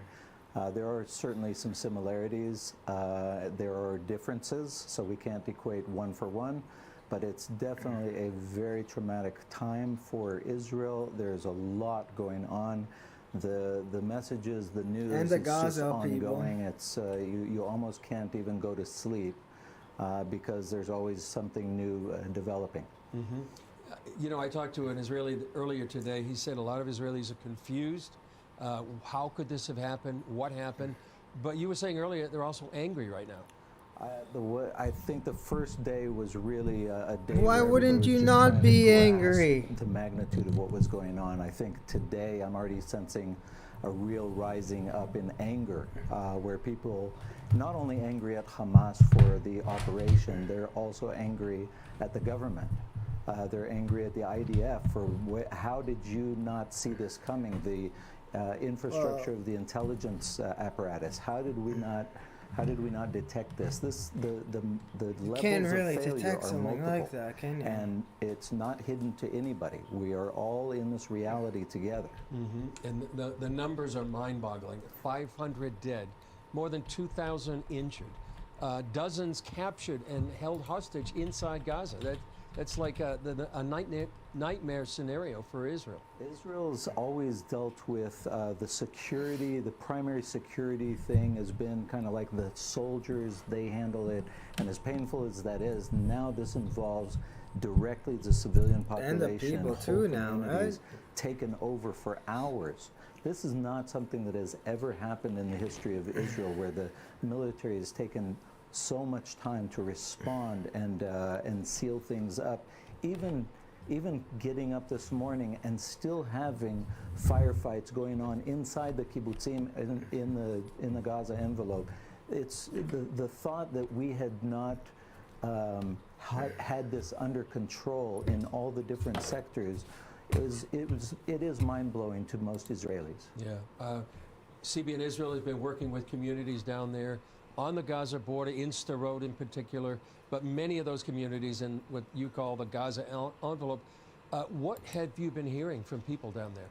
Well, a lot of people that we have helped. I mean, we've had every year for the last several years as we've aided in different situations, escalations. We've aided in rebuilding houses and bomb shelters and practical aid and PTSD counseling for people. I mean, it's just a multitude, whatever is needed. And so we have a very close relationship with those that are down there on the ground, the heads of security in the area. We always adjust our tactic according to what is needed. We're, okay, what is on the ground, what has changed? When the fire balloons started, we were able to come in with fire retardant material, firefighting equipment, sprayers, things that they could actually go in and do the job and minimize the damage. So this right now, I mean, again, we're in the middle of the fog of war. There's a lot going on. A lot of people are moving out of the area so that the military can go do a clean sweep of the area, and that operation is not going to be quick. And so now it's going to be, okay, what do we need to do and step in? We're in contact with people. We had people calling us who we helped in previous rounds, bunkered in their shelters with terrorists outside their doors, calling, saying, please contact the army, please send help. Anything that you can do, I mean, whispering into the phone.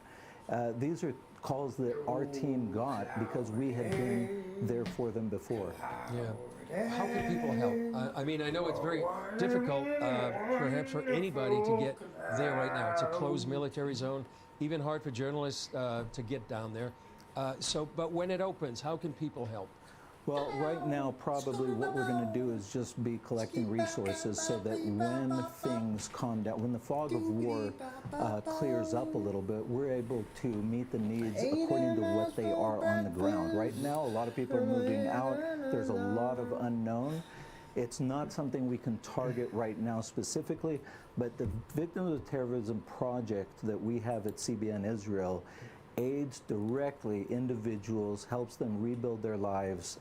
It can't change the reality of the damage that was done, but it certainly is a hand of comfort that people genuinely feel. We've even gone for second and third rounds of aid to people who have really been impacted, and I mean, wow, we're remembered. Several months later, people come back and you guys remembered us and are continuing to aid us. This is something that really ministers to people's heart.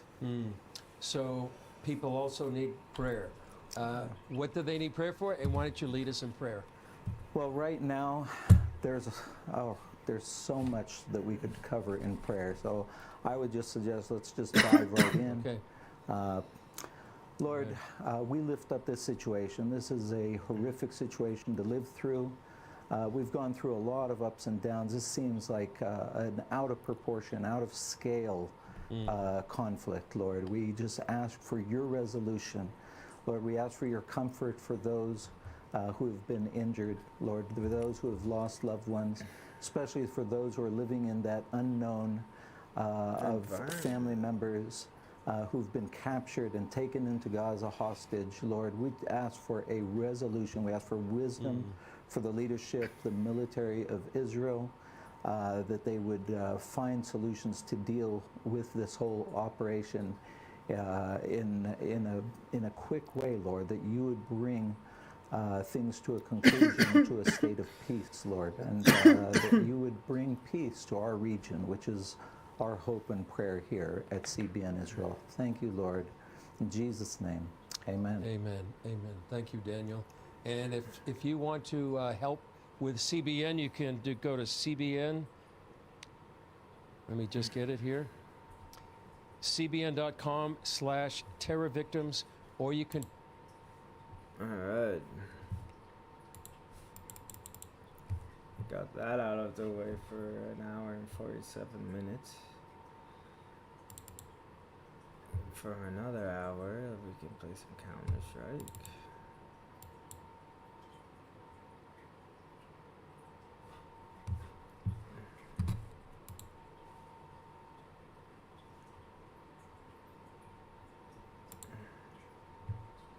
Gaming. Oh.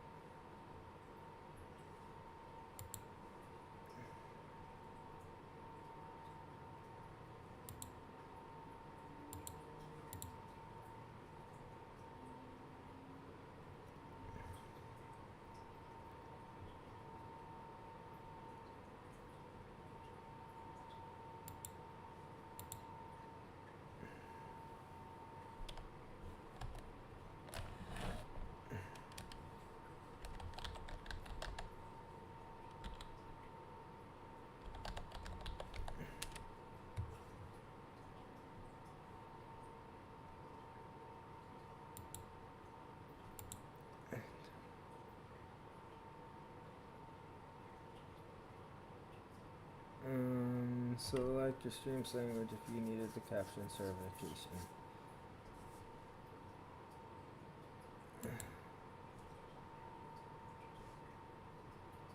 American Arabic.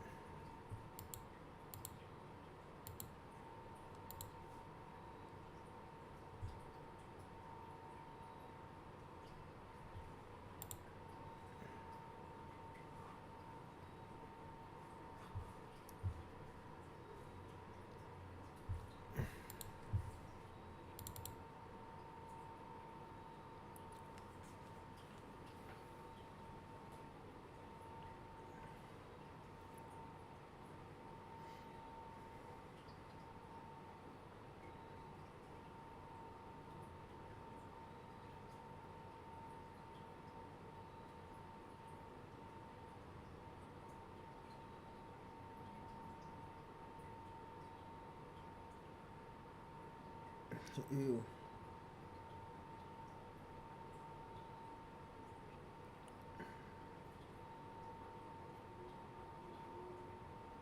Is it me or still?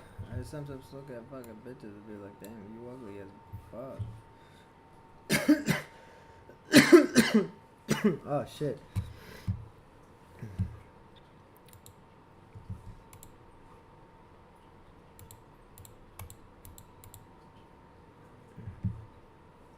Hey, motherfucker. Don't fuck with my shit right now. It's all, isn't it? Shift.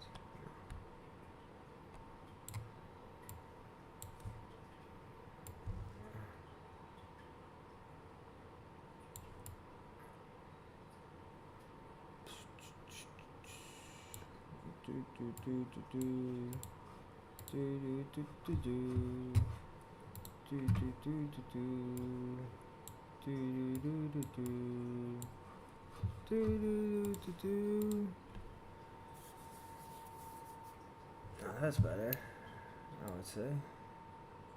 Let me close this. Let me open this.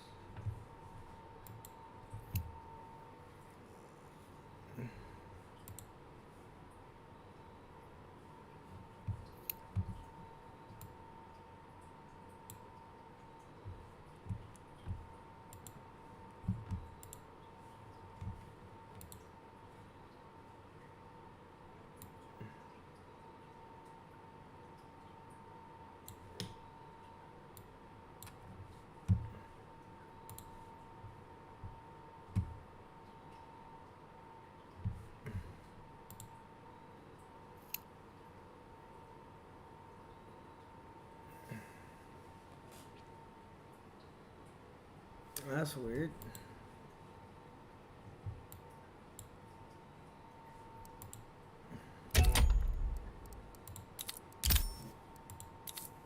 The lights like that. Be lagging like that. Fucking A, bro.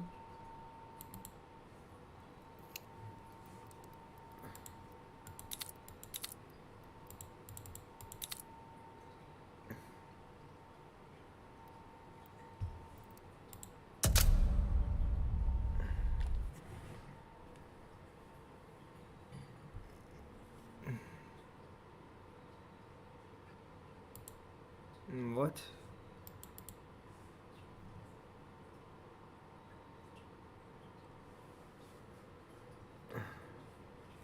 The what?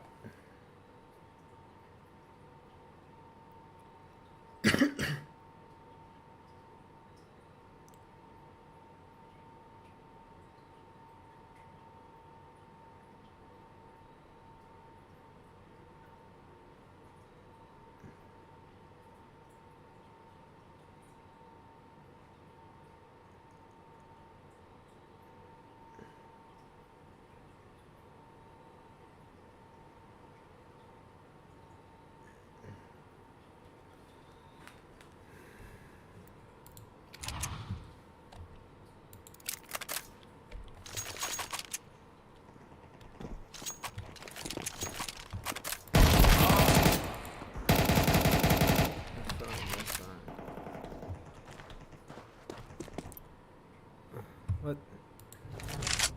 But did I even press?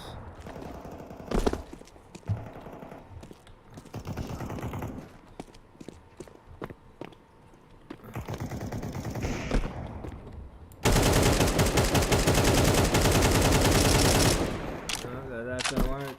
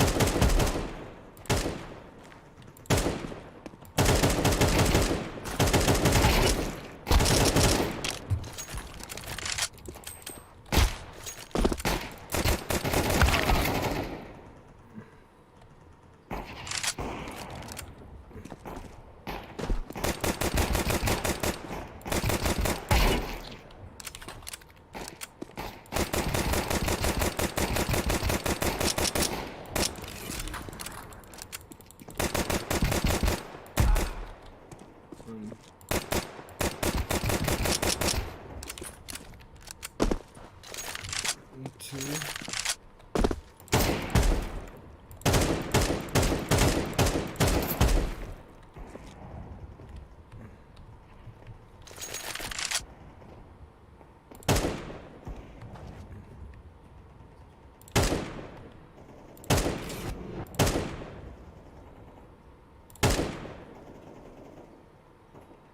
I just want to clip pets. That's what I just want to do.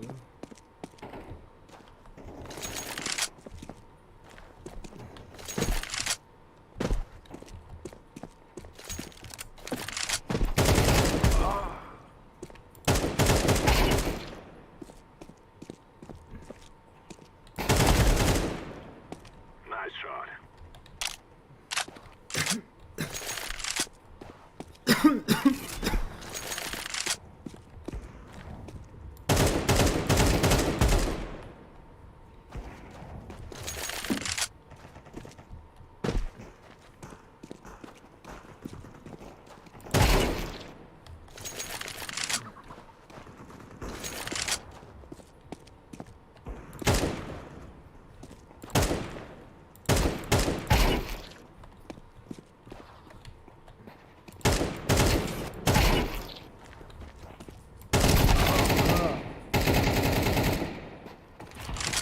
Trying to get those one-tap headshots.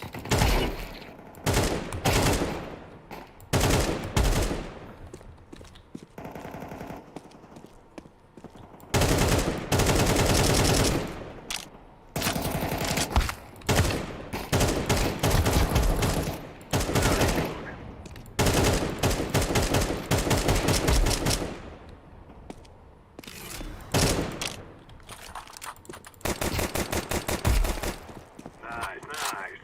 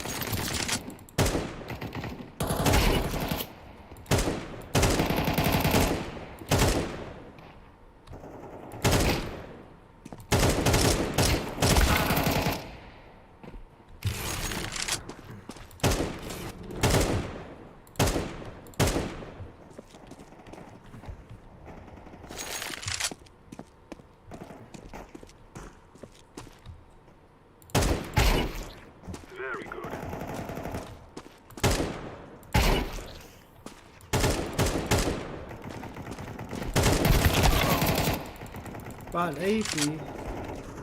Shooting like a fucking pro.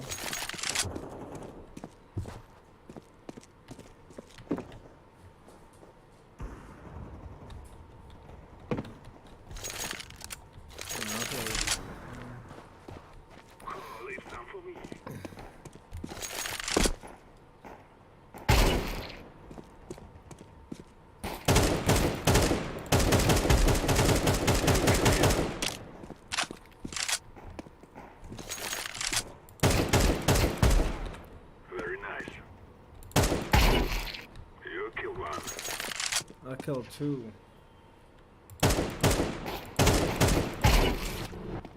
So right on the foreheads. Alright, so headshot, one shot right at their forehead. I found it. Found the sweet spot. Forehead. Now I gotta find out the long shots.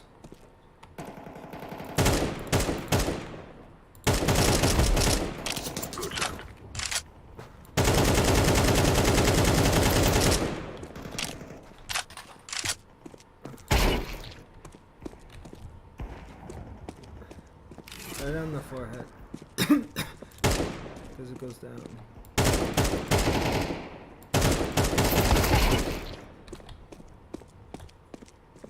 Nice shot, nice shot. Hey!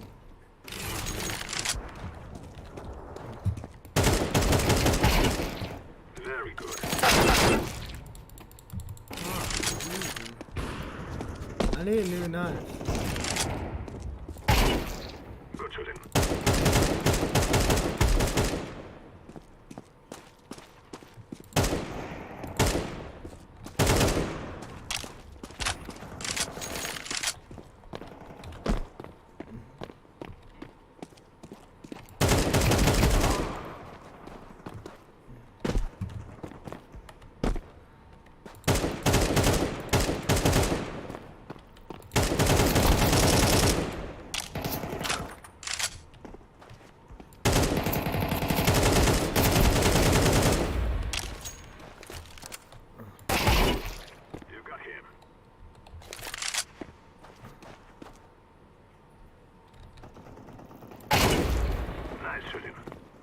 How about you're gonna move? That's the thing.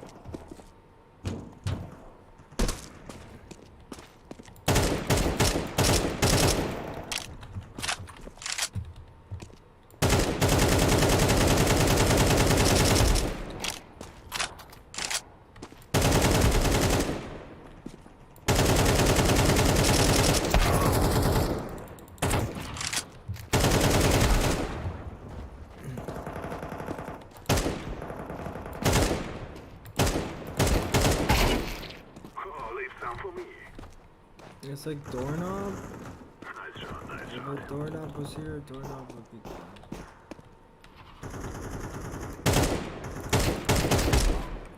You killed one. Where's that?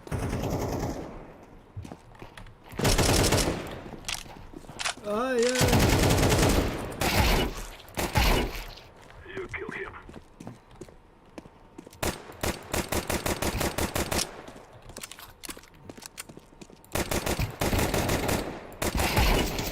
Nice, nice.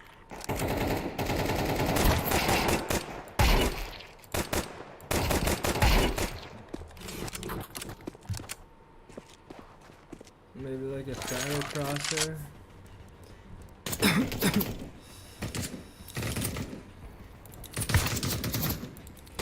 Very good.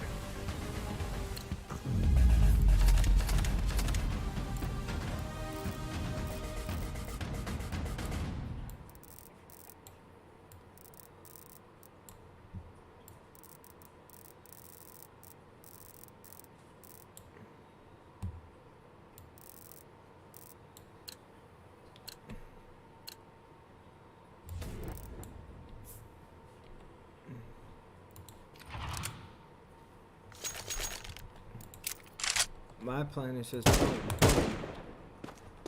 Aim, crosshair, add red or green, then just shoot.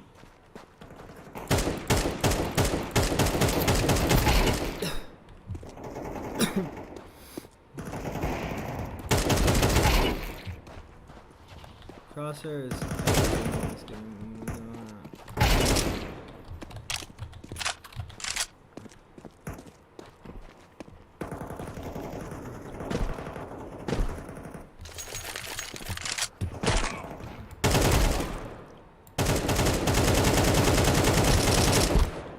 You can't shoot it like that, okay.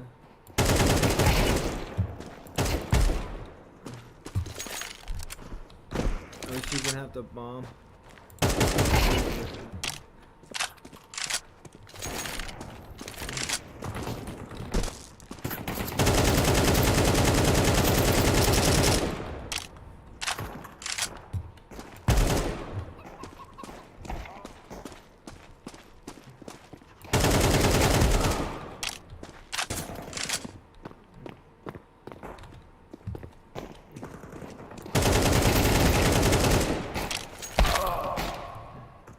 What?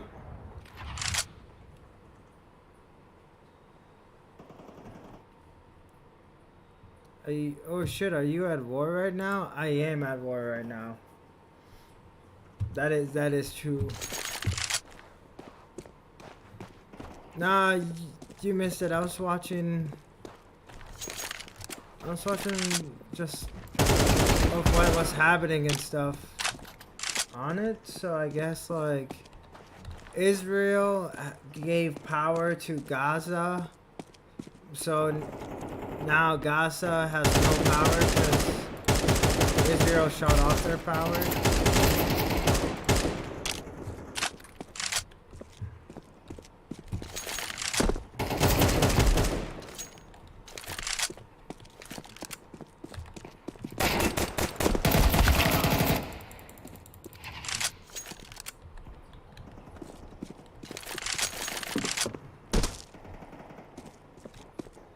Dude, it's getting crazy.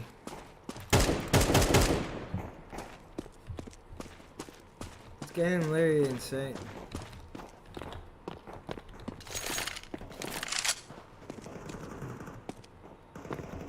Nice try.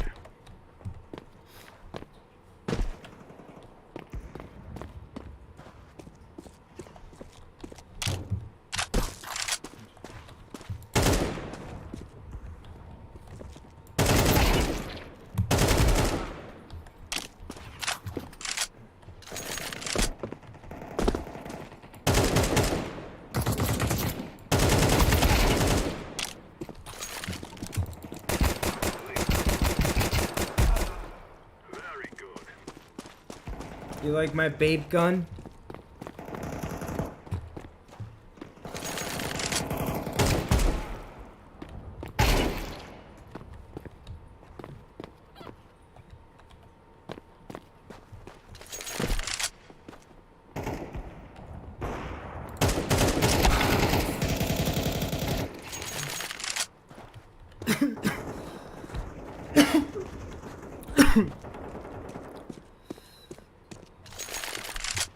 It's wild, but Israel is. So you know the videos we were watching last night of the live action ones from Gaza? So what they were getting were the what do you call it? Hamas? The Hamas's people?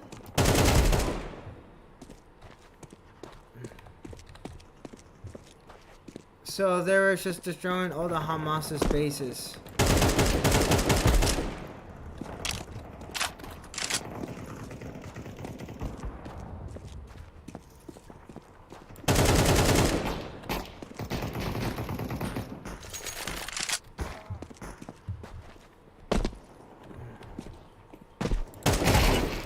Very nice.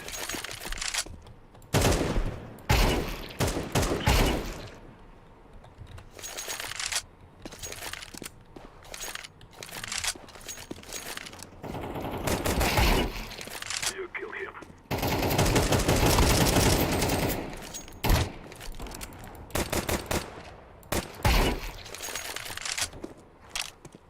Georgina?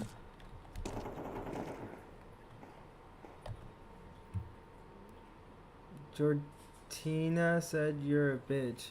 Well, that's upsetting. 'Cause I am.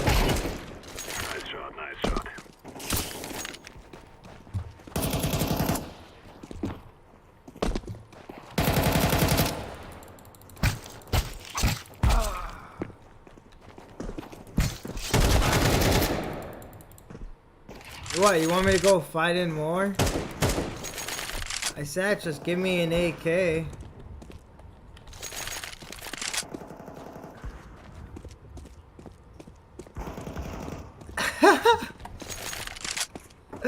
No worries. Just give me an AK, that's all.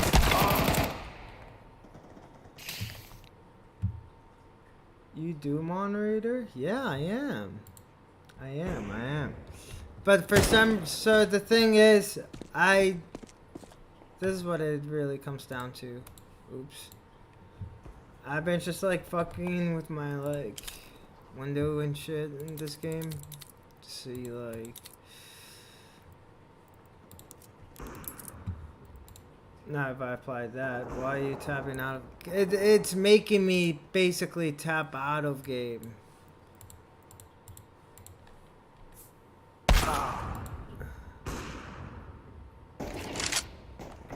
Because it's done on full screen. But I've just been testing it out. See which one I like better, because like it makes her different, hella different.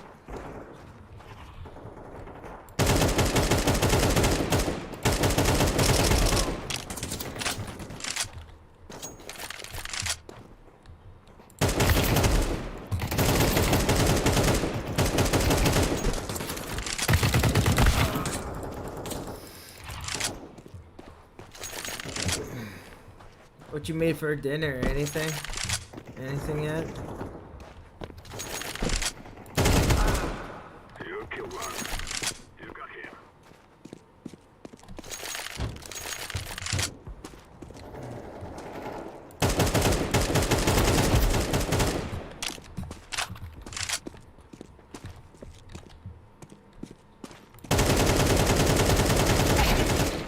Very good.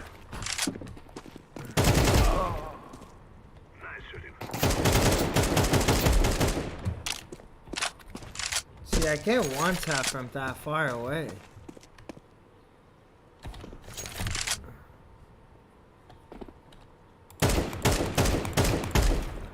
Nice, nice. Very good.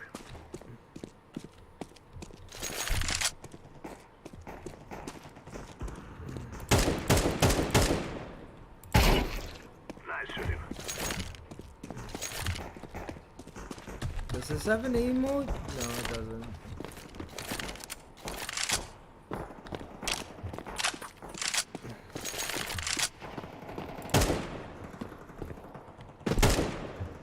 Ah!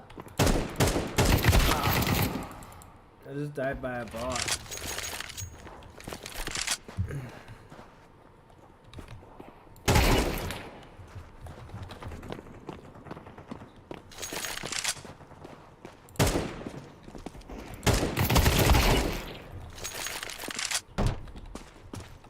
Should I just be a bot?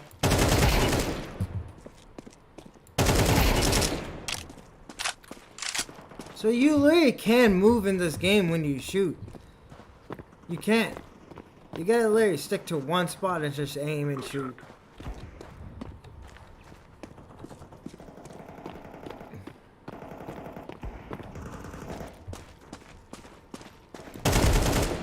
Nice, nice.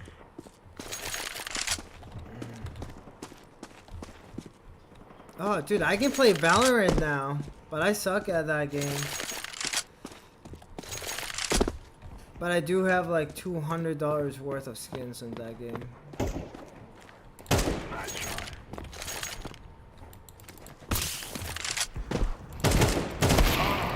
Bot, aimbot.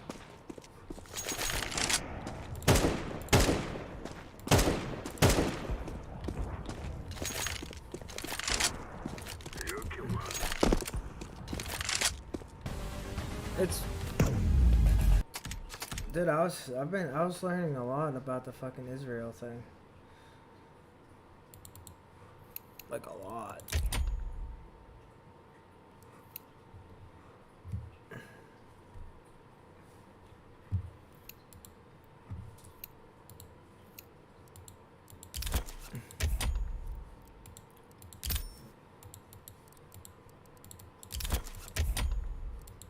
Really, I opened fucking cases, right? And this is the only shit I got. This thing.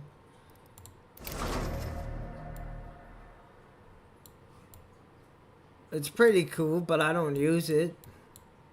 Gulp, gulp, gulp.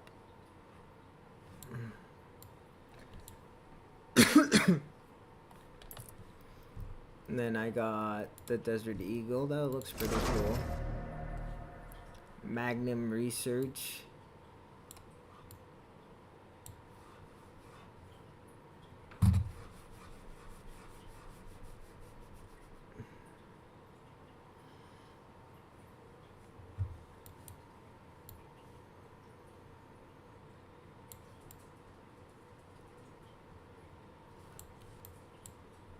I just want to get a knife. I had like one of the Nightmare Dream ones, and I was like, oh shit, I'm gonna get so lucky, get a knife, and I didn't get a knife. What is this? Like, I think this one's $1. I'm pretty sure.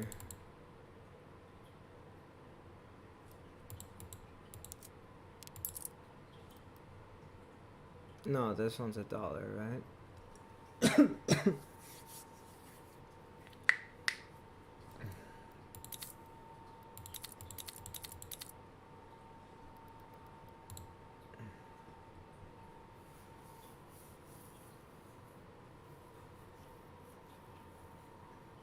Quality. So you can just buy cases like this.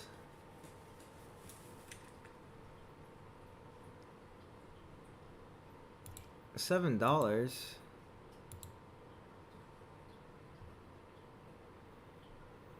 How do I have $7? Oh. Fuck it, dude. What? What? $7? You know what I'm gonna do with $7 right now? Fuck, bro. I didn't know I had $7 in my stream, bro. Let's go. Let's go, amigo. Let's go.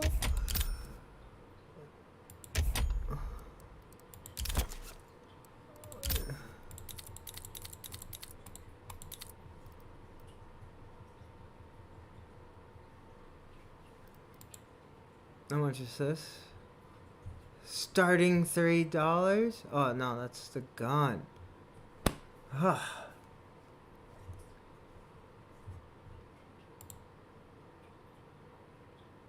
Cases go for $1.53.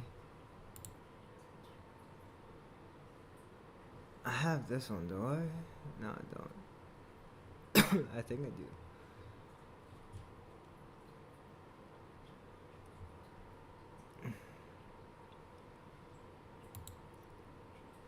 What's the best cases to buy, bro?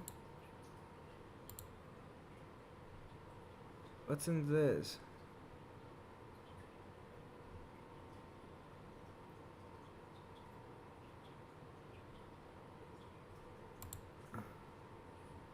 Oh, what the fuck?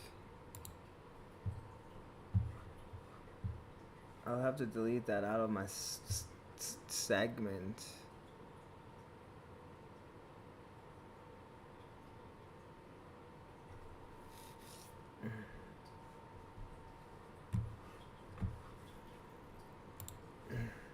Hold up then. Everyone saw it, so I have to change it now.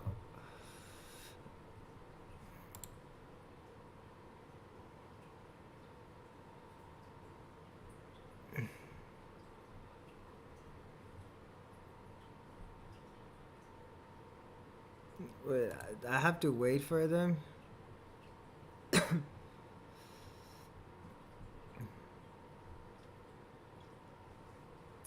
don't like those though.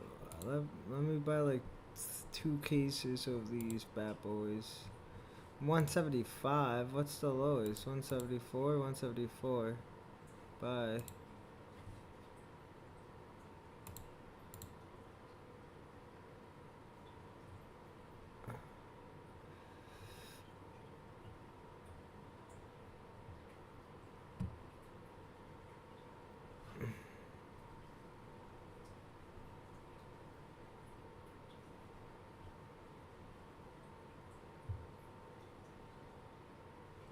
153. Someone already bought it. Damn.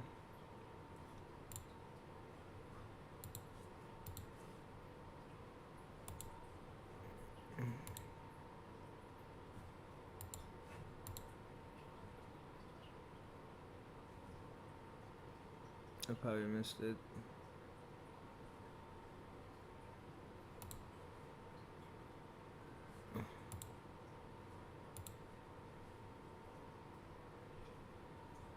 Oh, it's just, I don't get it.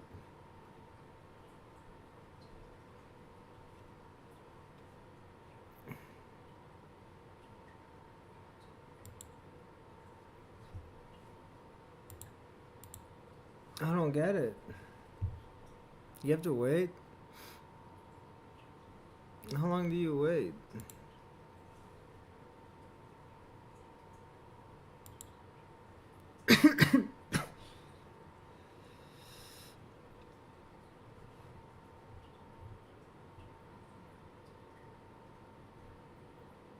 You can buy keys like nothing, but you can't buy the cases like it's nothing. Oh no, there we go.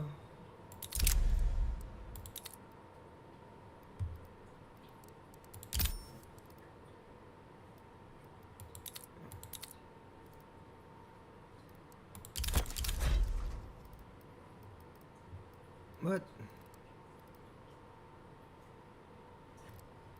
Where's my case?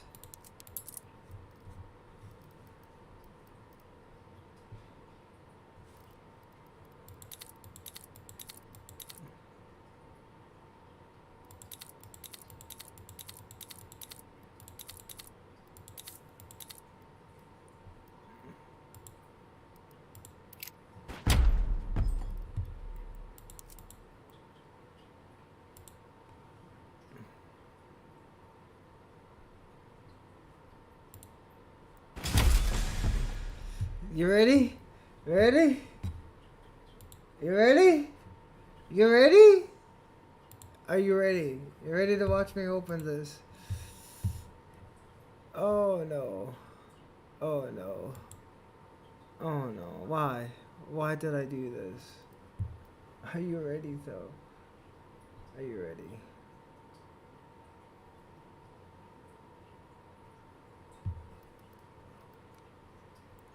Fuck.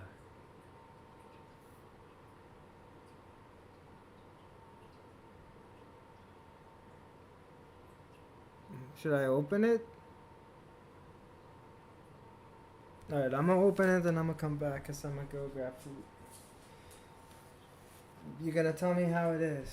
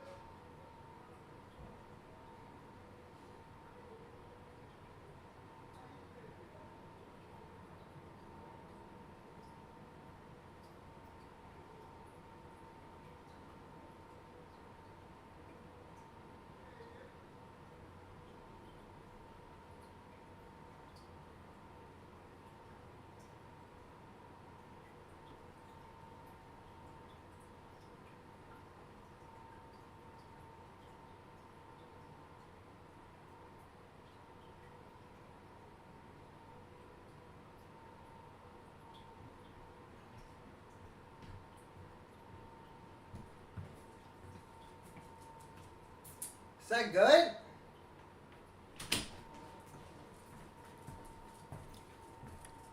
Is that good?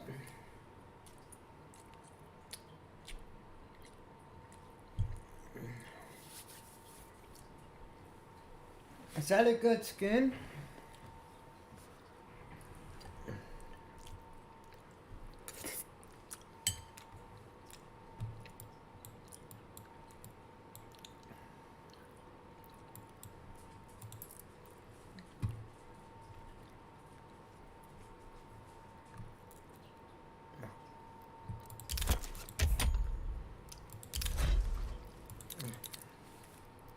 Yeah, it is!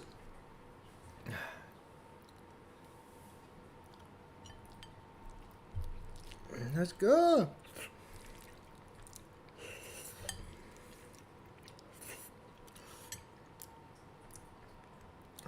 Oh.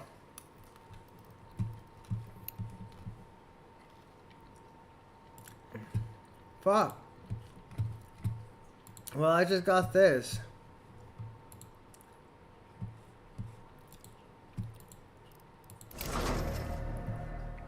I'm eating some fries.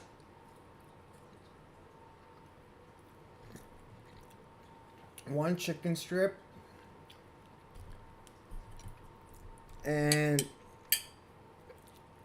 some chicken, rice, and cubies.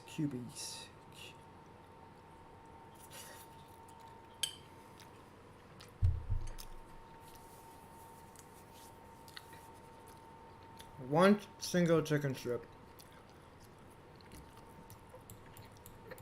I'm super weird.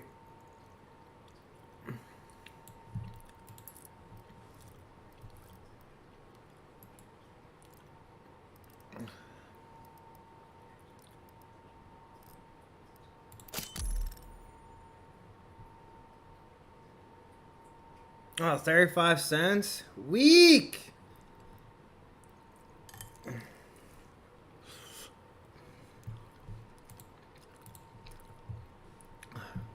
What's the most expensive one on here?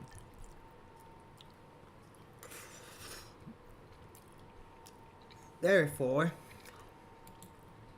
$1. Oh, 27 cents. $1. I swear I saw one for $1 yesterday.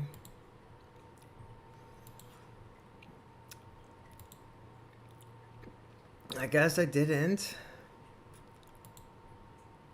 Oh. Yeah, I bought a couple keys the other day. And I opened some stuff. I got some crates I might be able to trade you.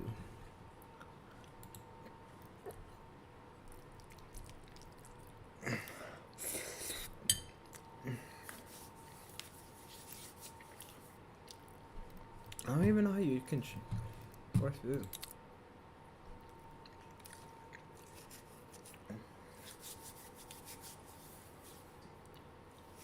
Can I trade them back to you then? Is that how... Can you do... Oh, I have to trade things. 10 items of the... One item for the next highest quality from the collection of the one. Oh, trading seems wicked weird in this game. It's like RuneScape.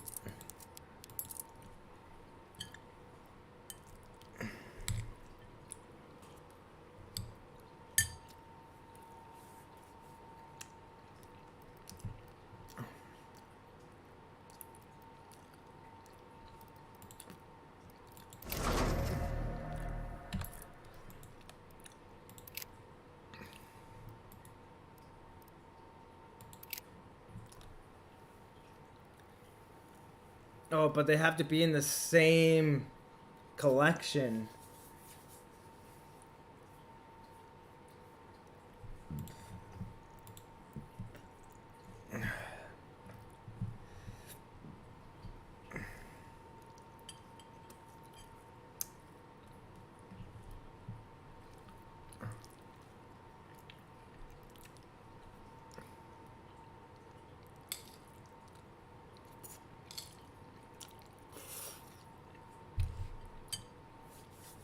Alright.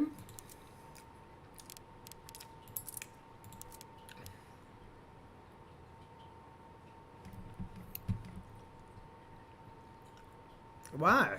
Just open them. Fuck it. I don't even know if you can even trade. To be honest. Because look, I can use this, but it won't let me proceed. So I need 10 items from the same thing. It's like $2.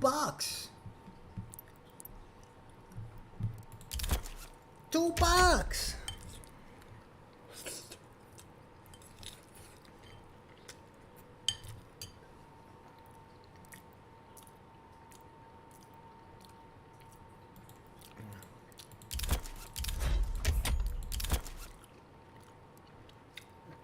Hey, I could always Venmo you the $2.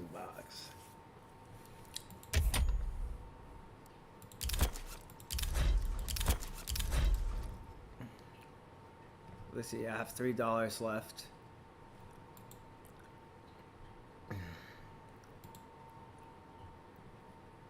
Oh, fuck, dude. Fuck. Again, it did it. I gotta stop fucking doxing myself.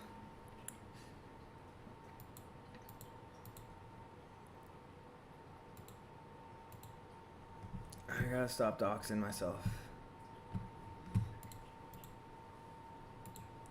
Hold up. I'm gonna find one for a really low price. Then I'm gonna buy another crate. I'm gonna open another one. I'm becoming a freak with these.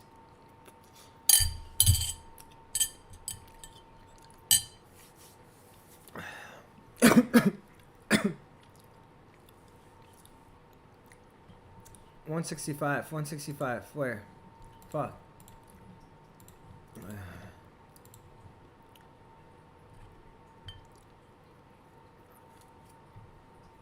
Why did they?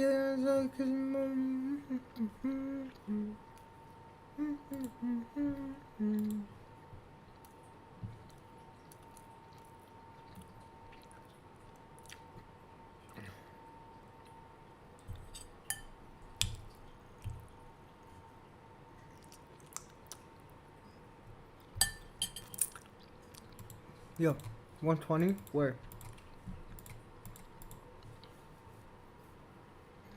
Fuck. I missed it again. I keep missing them. 173, I could do that. Fuck it. Alright. Ooh, 170. Let's go. Look at that new item.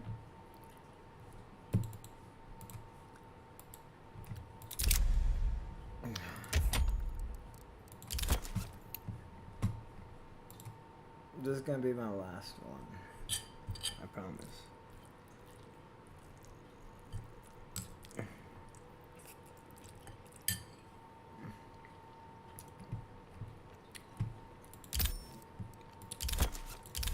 Too much shit to pay off right now for me to even be doing this shit.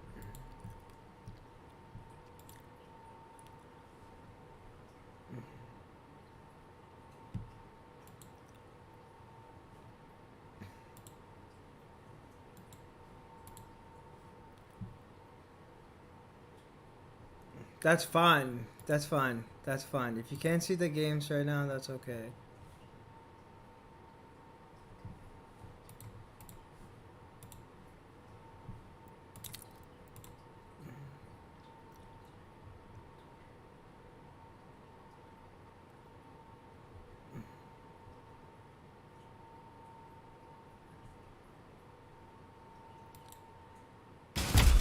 Alright, let's do it now. I'll have to show you my game.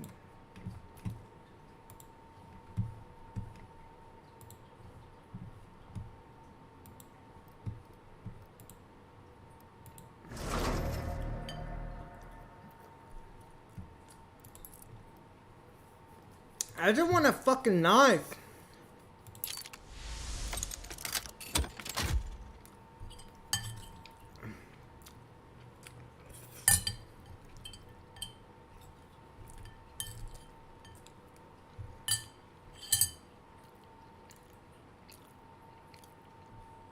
Oh.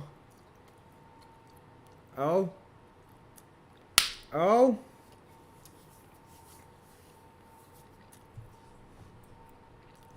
I guarantee you this one was the knife.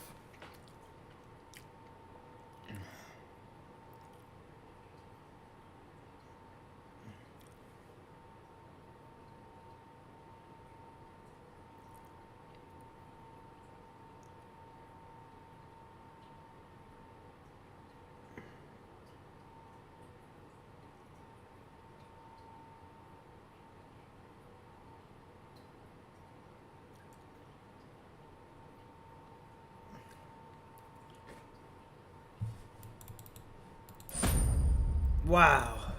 Wow. Oh. Lifted spirits? What's this? New item? Kenju. Alright. My god.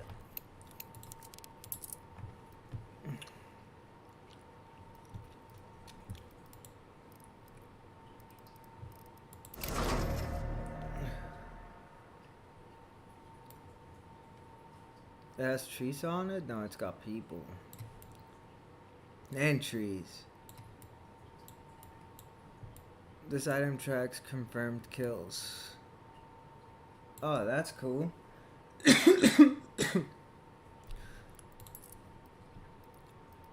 Still nothing that I want.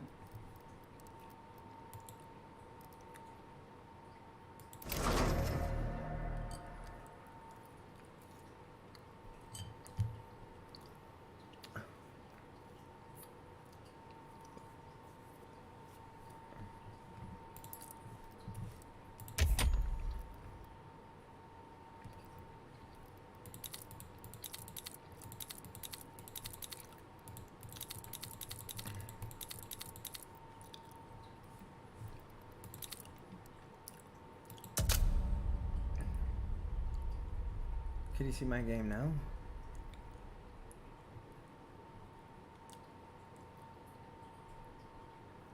Fuck. Let's roll.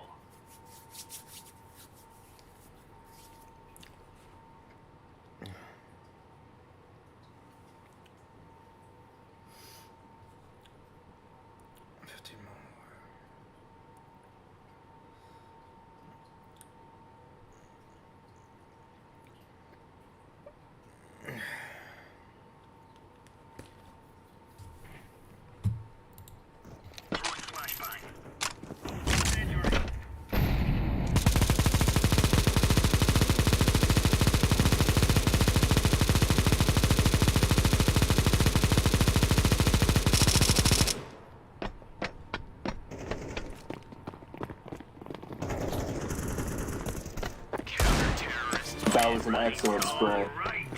Well done. Thanks, guys. Let's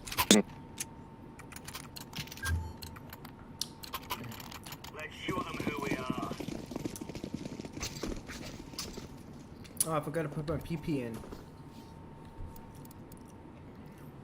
Incendiary out. And I forgot to put the SIG in? Grenade out. Ay, ay, ay. Smoke out. Throwing Molotov. Grenade out.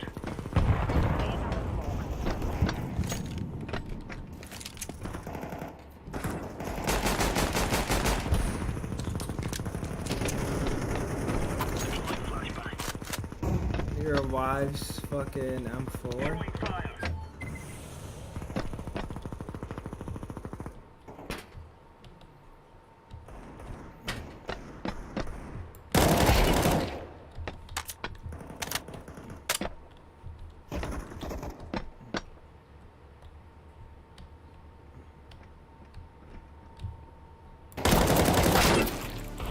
Buck trout.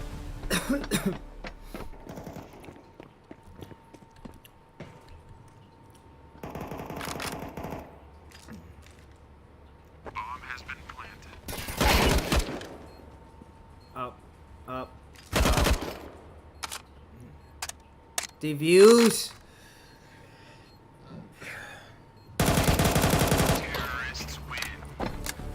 All right, boys, it's all up from here. Very good.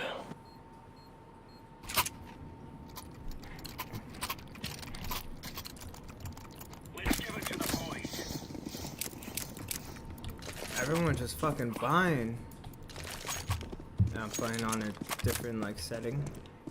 I'm playing like how the pros play. Tilted keyboard, everything. Grenade out.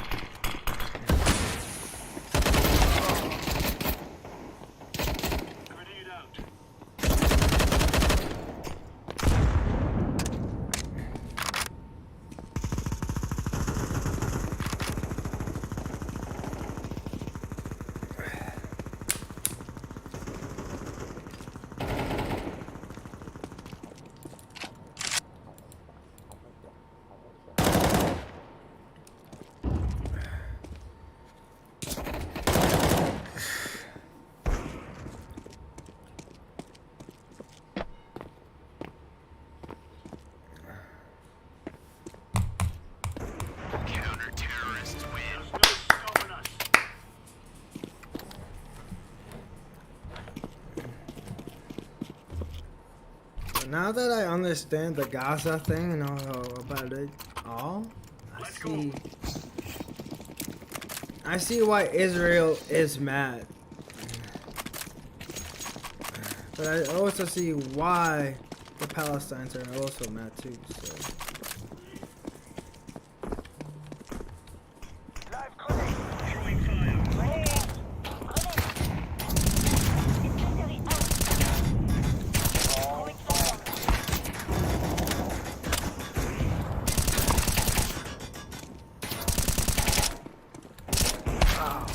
Bitch ass, how did you even get me, bro?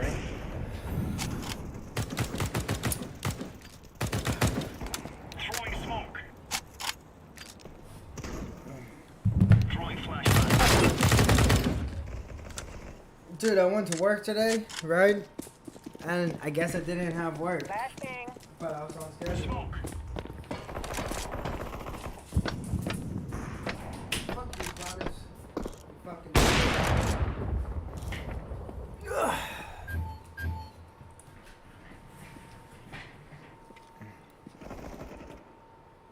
Don't feel bad, but Toot, you the GOAT for real.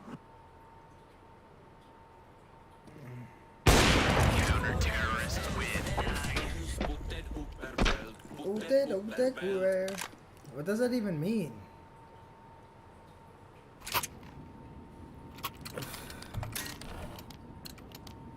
Remove any doubts in your head. It's us or them. Fucking pussies wanna change? I was not ready for a cloud of fucking bark, bro. Incendiary out.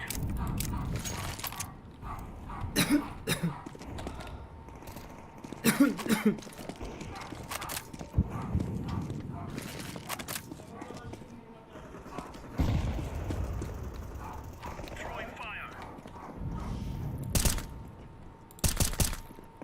Throwing a grenade.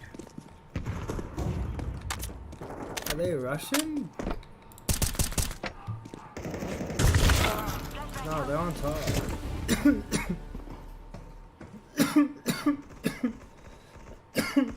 Fucking throat, bro.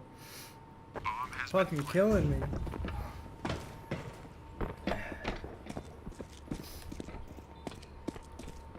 4-hour stream? No, 3-hour stream. Not bad. Gets killed. Flashbang out. Other side, other side. I got it.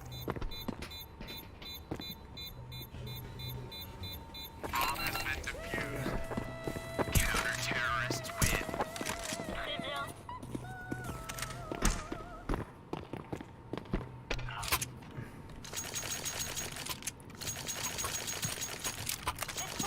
It's because my frames are off. That's why. I'm only running 220 frames. I usually run 360 frames. I don't know what's happening.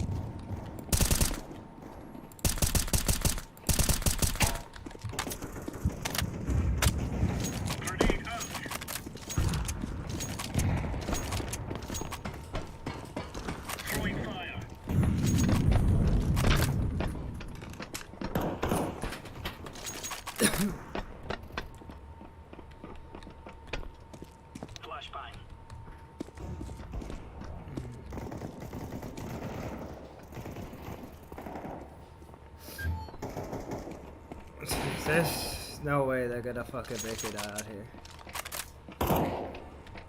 Deploying smoke shield. Laying down smoke.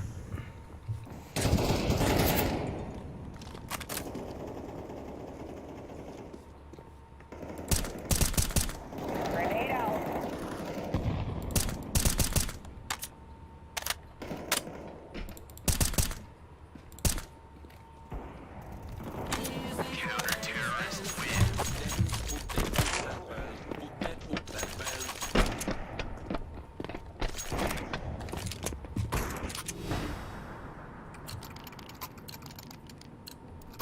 Move it, son.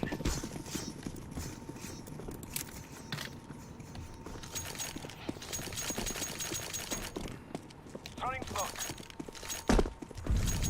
Throwing grenade. Deploying flashbang.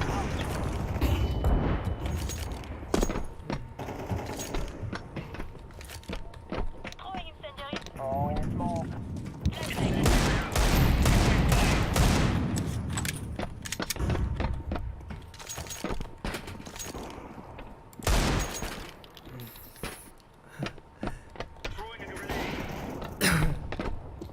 We won.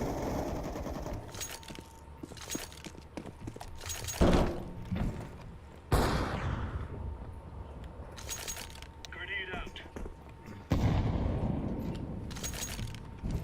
Throwing flashbang. Counter-terrorists win. Right on. Nice work. I just joined and I was 100% headshot. Let's go. Good game, guys. We almost had him. Yeah, it was really close there. How the fuck do I join when everyone? Why do I join when it's over? You bro? press what the fuck is join this? button. It's because you're gay. That's what it comes down to. Morgan and Morgan.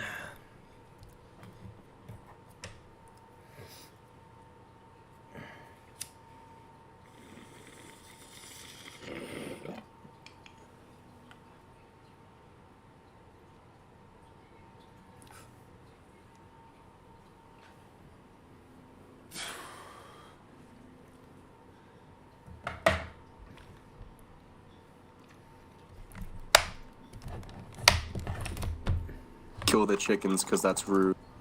It's also racist.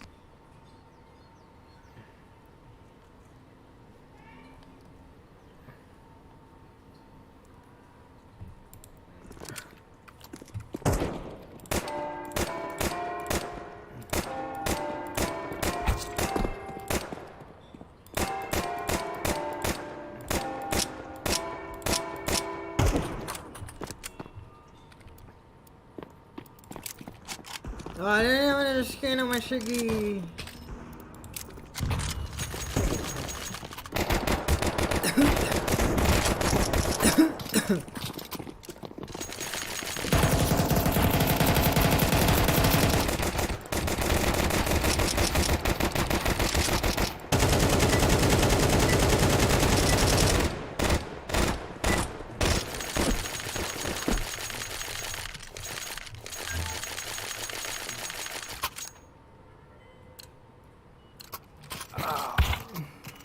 Oh my god, he's dead.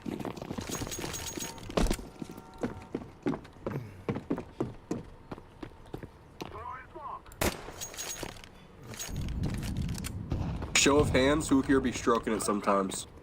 I am be right stroking now. it right now. Yeah. Woo!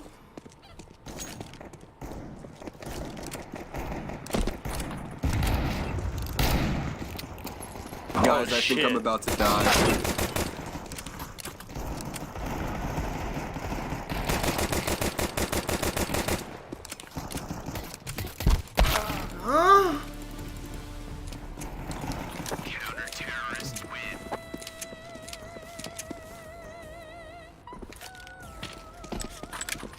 I don't like that.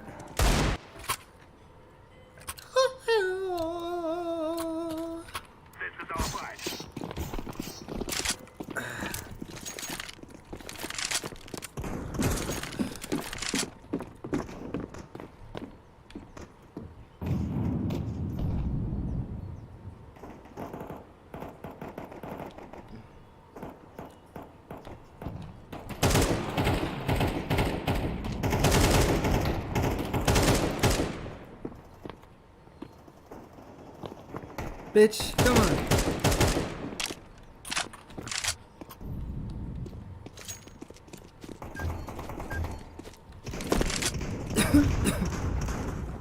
Alright, then go like this.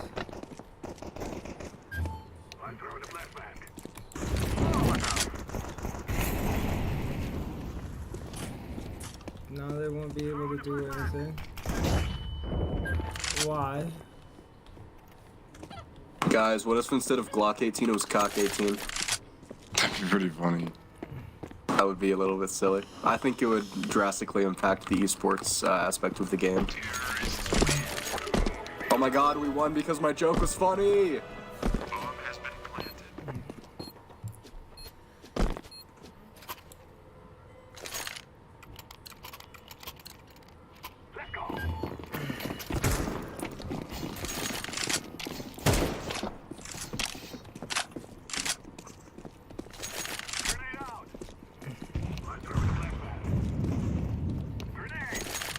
Oh, I'm sorry.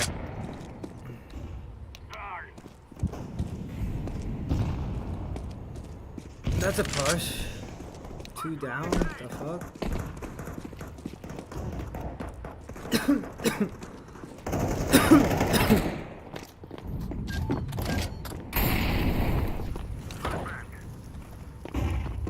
Throwing flashbang.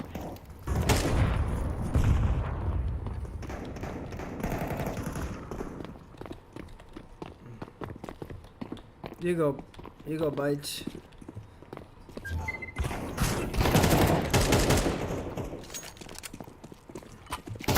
No! Who?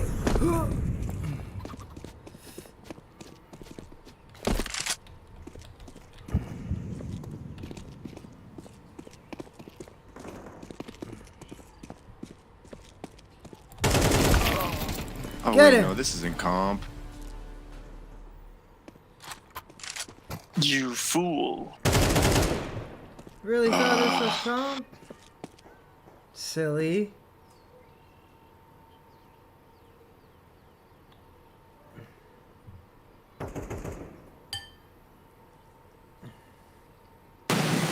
Biggest fart, how do you choose a name like that?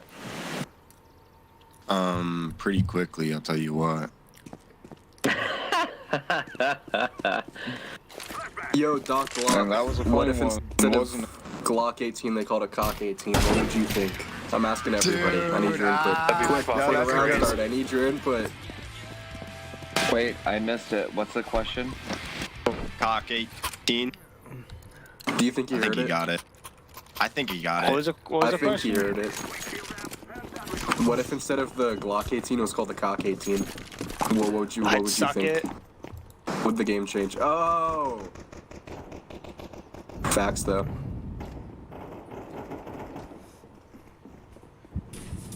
Guys, some of these guys are really bad at not dying. Yeah, they're a bunch of racists.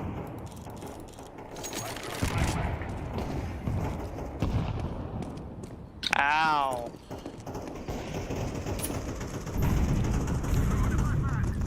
I missed every shot?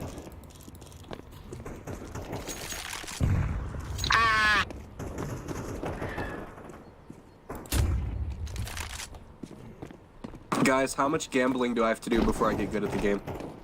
A lot. A decent bit. It's my 3rd day.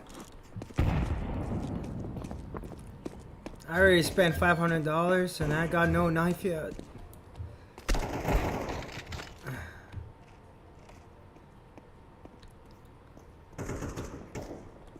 I think you have to mortgage your house before that happens.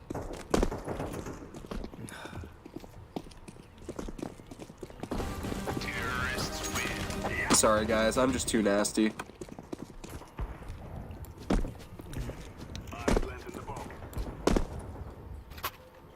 For $500, you could just bought a fucking knife and gloves. Fuck it. It's not fun that way. It's not fun that way. It's not fun. Yeah, where's the and then throw? O.J. Simpson to your wife, dude. It's the hobby.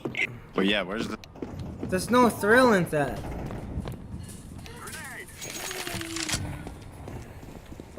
What's up, Ivy?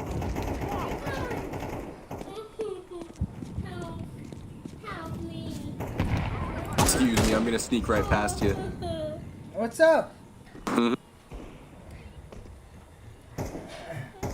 What up?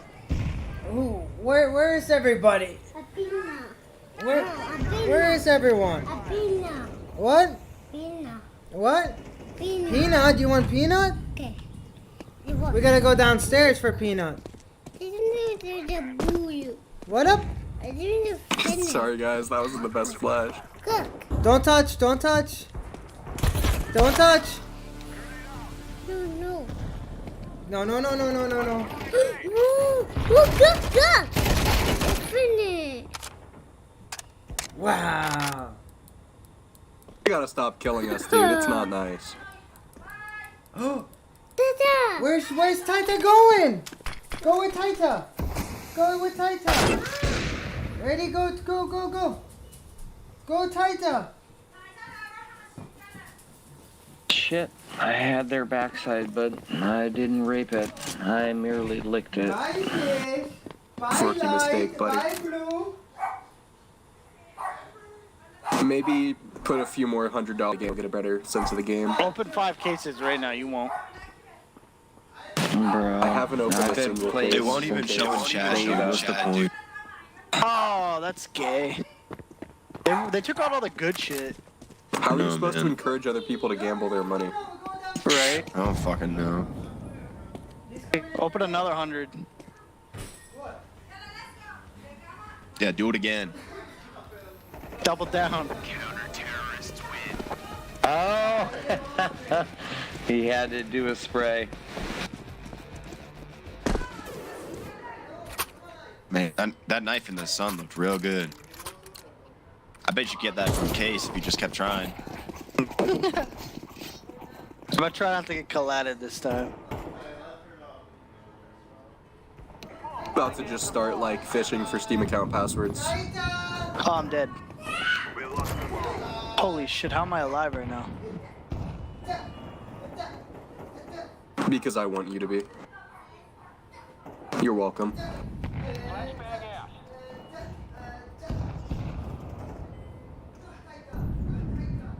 There's one app. At least. I'm gonna die. I have 2 health. I'm dead. I'm dead.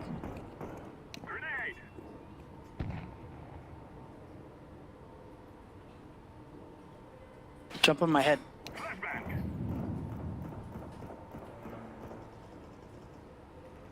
Oh, you're gonna kill him. You can't. I think I just hit that guy in the face with a flashbang.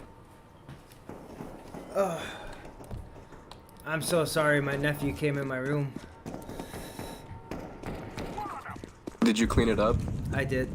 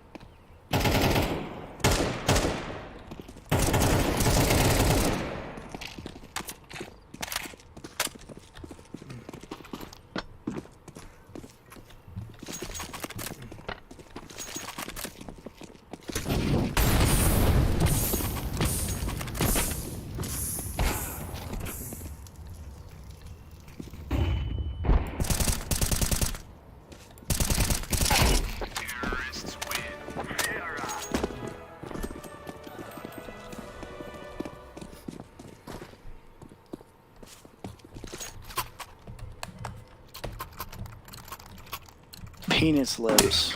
Is this game's version of an E-couple like when you just get 2 angry Russian guys in your game? Yes. It's like 2 Russians or 2 Arabs. Unfortunately, I haven't seen any Arabs yet. But I'm sure they'd be pretty good as teas.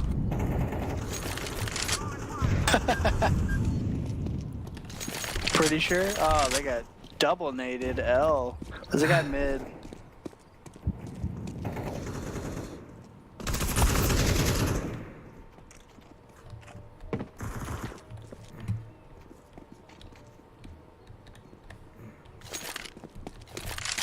Watch out for the phones. I freaking get it.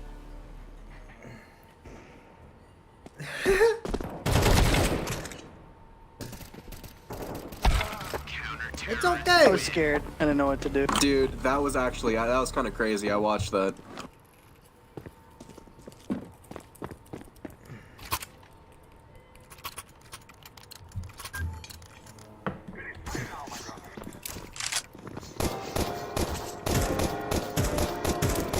I would start using an op, but I don't want to put like hundreds of hours into aim labs.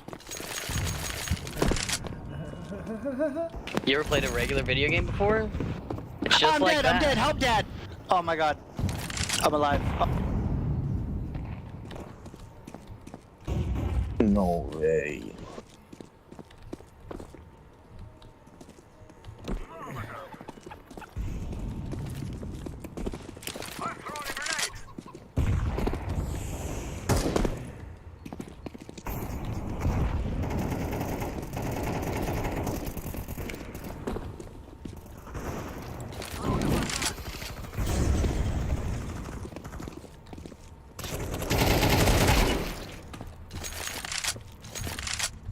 Oh my god.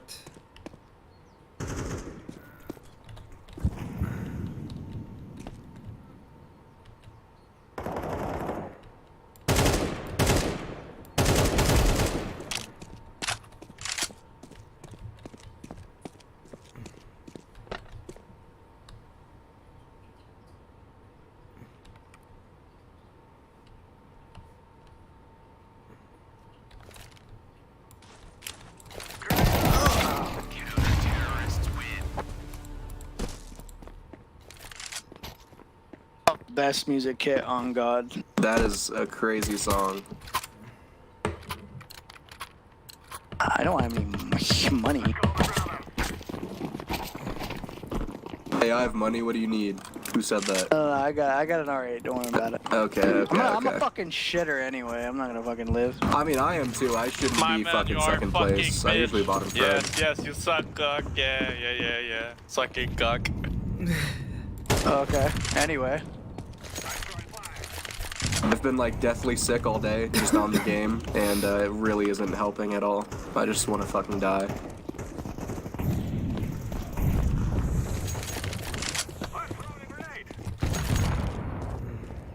Hey, Molly. Ew, what? Give me Molly.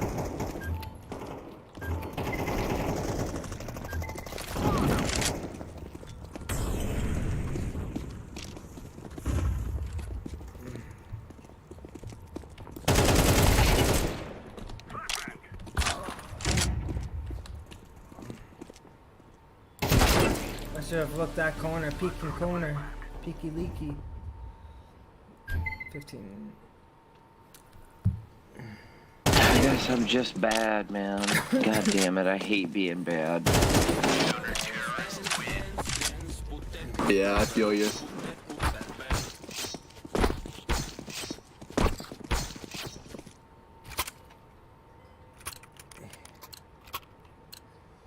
Together we can do this. I'm gonna buy an op and then die right away.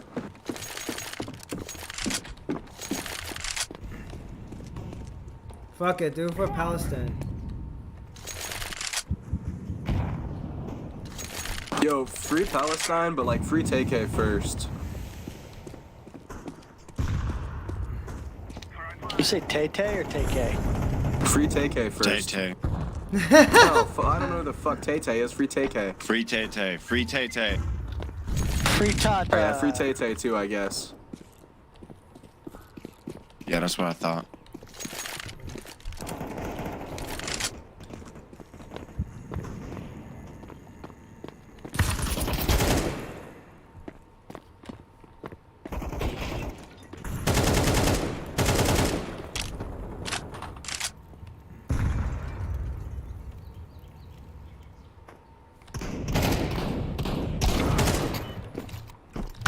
Aye! Where was he?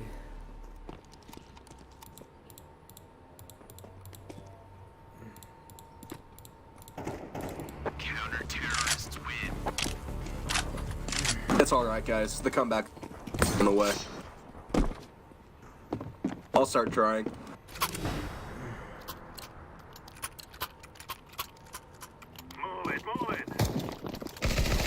My dad's gay. How did he meet your mom? Or, like, did you just come out of your other dad? Oh, fuck, I suck. That's what your dad says.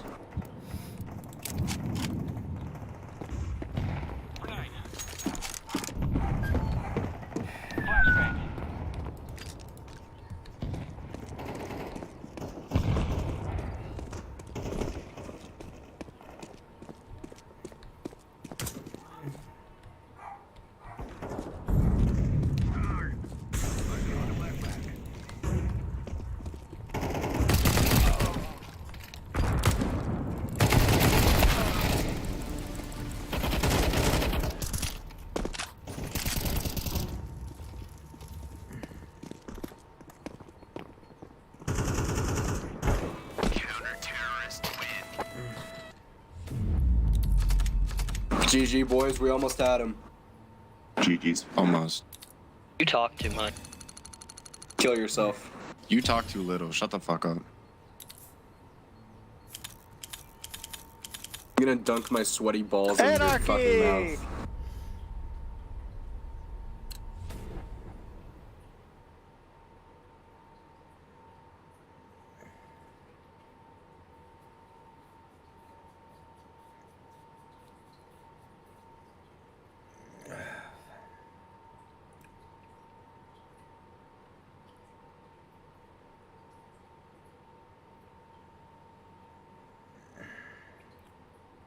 Oh.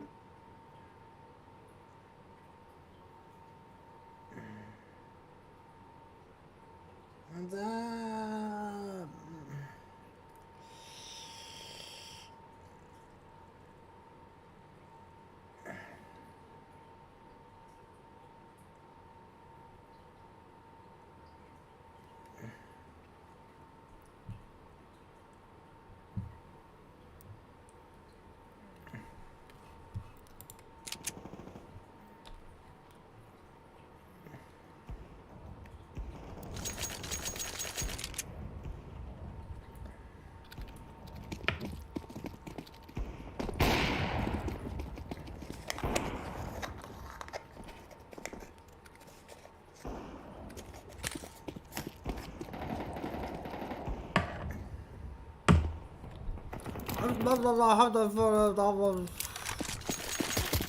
Hey!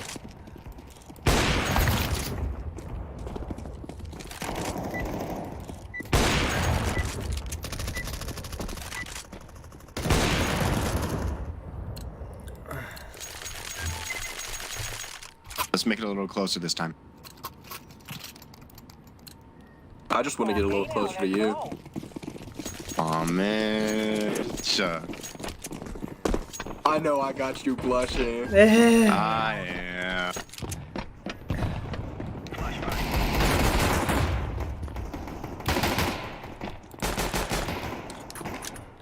Woman. Women. I'm a residued sex offender.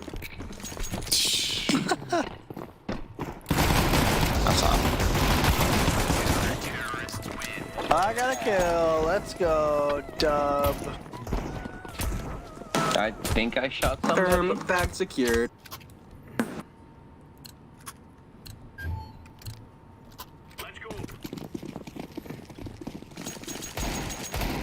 you guys rather be sexist or racist?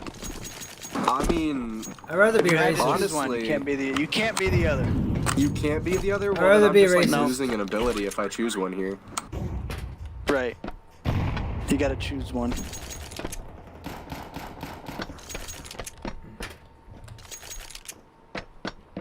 I could really Gotta give me a sec. I'm thinking. Yeah, cause like. I'll go racist and I'll tell everybody I'm a comedian, so they can't do anything about it. Yeah, that's what happened to Chris Rock.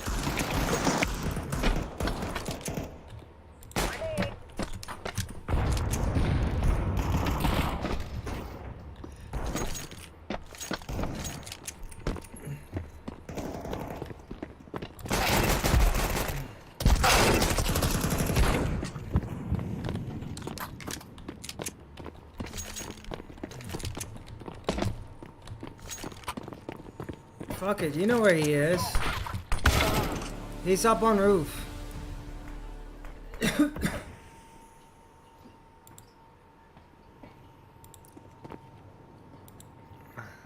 Plus, you can't play CS:GO and not be racist, you know? That's true. It's very true. Niggers. Fuck niggers. You would lose a large percentage of your KD if you just one day stopped being racist. Shut the fuck I'm up. just gonna go up there and cut him, man.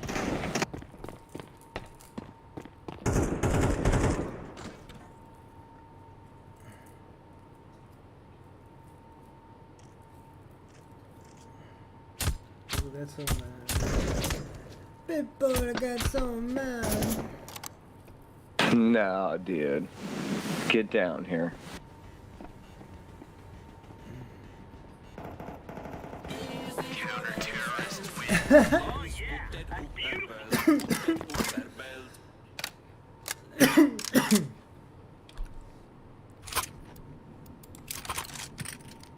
Yo, Doc, what's 10 years on the game like?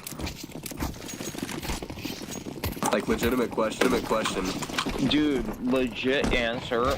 I have been here since beta, and I am still fucking horrible. I mean, it's kind of crazy. I'm 46 years old. I've been here since the beginning, and I still, like, if I go 6 and 6, I'm happy about it.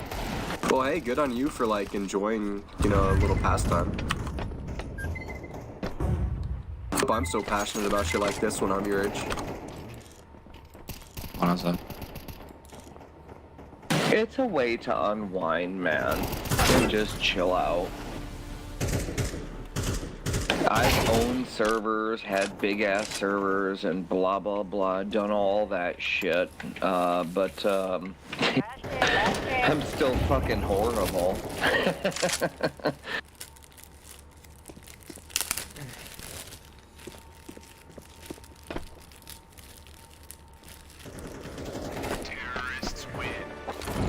God damn it. I was talking shit and eating potato chips. That's the way to play. So mad you could eat a squealing worm. Shit, a squealing worm.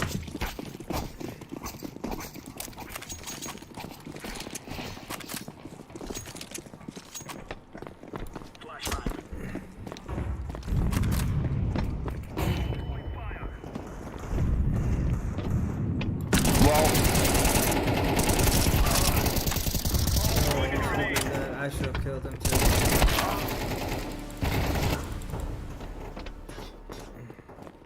We're now on Gen 2. My 8-year-old has started playing.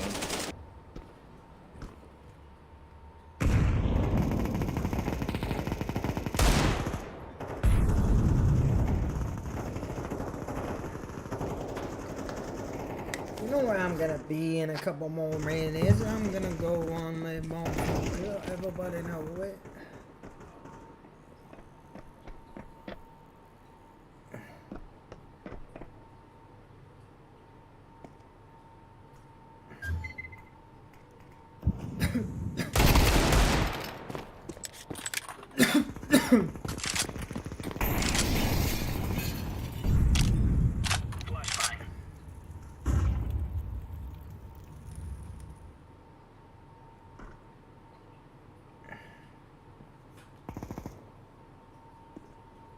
You know what I'm really sad about is all the weird mods being removed. Like, shit.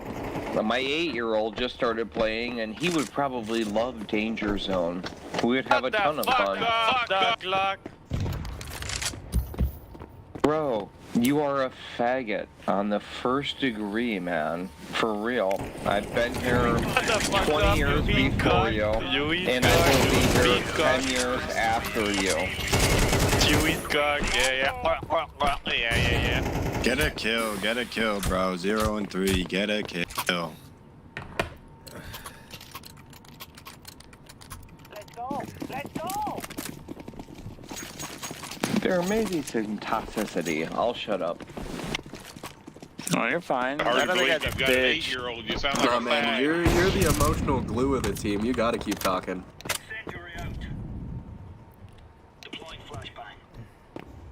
Well, if we don't keep playing, the community won't keep going, and it's a good way to unwind. Long, hard day at work. I mean, Marshmallow, sorry, Mini.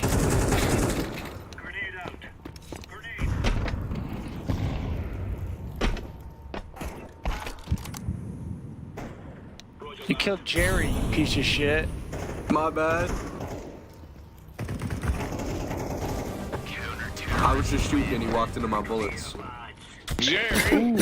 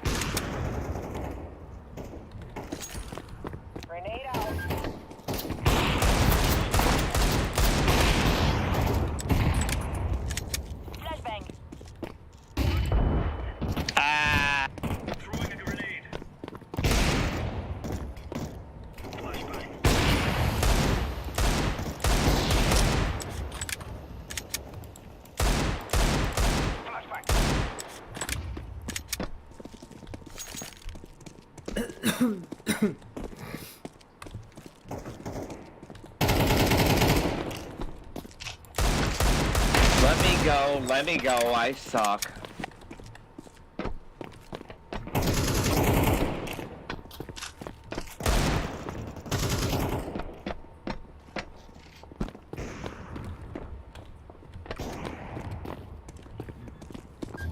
Oh, he's planting. Planting on B.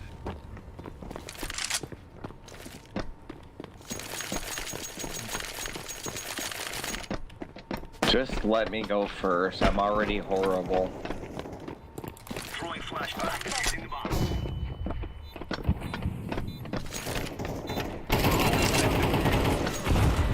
Counter-terrorists win.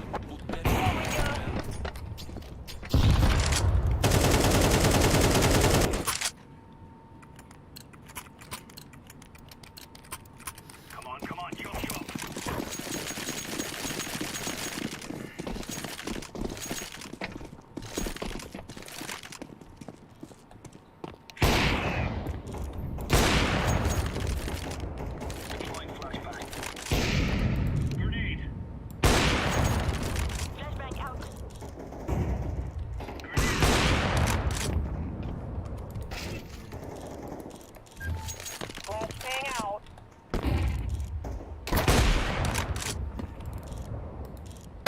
Oh, you bitch! Get that fuck. He's right beside you. Oh. Let me go, fart. Let me do this. Then go, he's right there.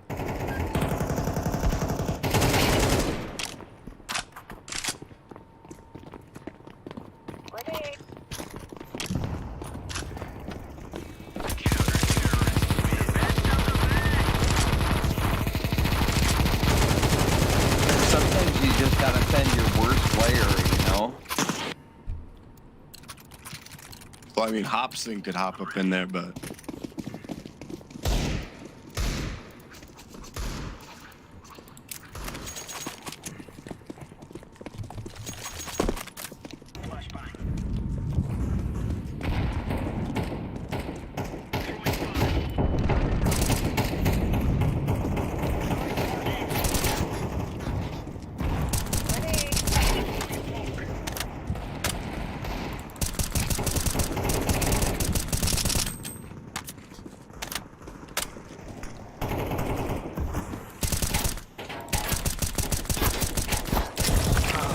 Exactly. He should have been dead, bro. He should have been dead. Headshot at him like 65 fucking times.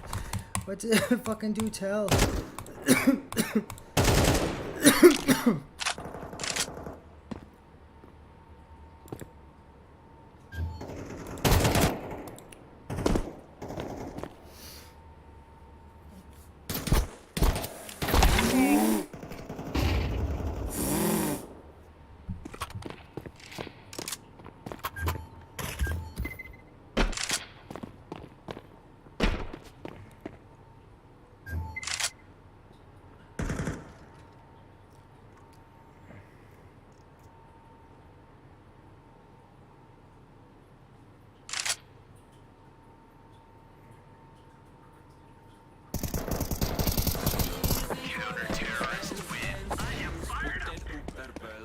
Biggest fart 22 is the go for real.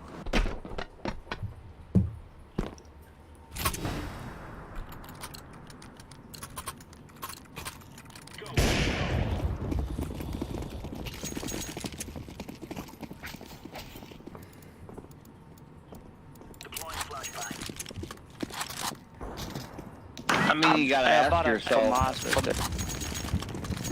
what defines a big fart? I mean, is this a smell? Or is it like the It's the amplitude? volume, it's the smell, it's the length. No, I'm talking like cubic, like Gonna volume. kill that guy? I'll kill him. Yeah, cubic feet is a thing, man. That's a thing.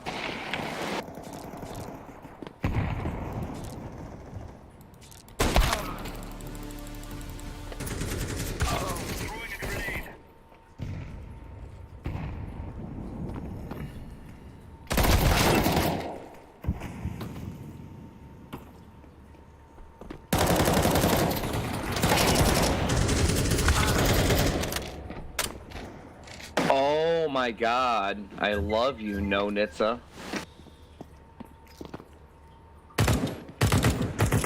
Docky, behind you, Docko. I owe you a sick duck, man. I think you owe him some noggin.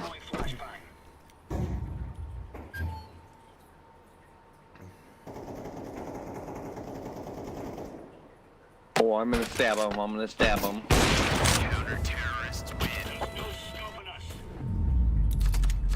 Guess we know who the shit, better yo. team is. Solid work, boys. It's us. Let's I am the go. ancient one.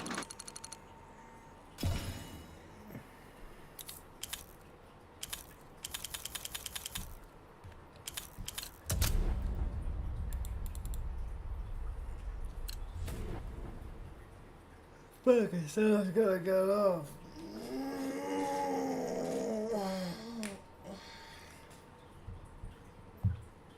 Fuck it, I'll go on fucking night, bro. Oh, fuck it. Fuck it, seriously. I'll go all night. I'll stream all night fucking long. I'll see what's happening.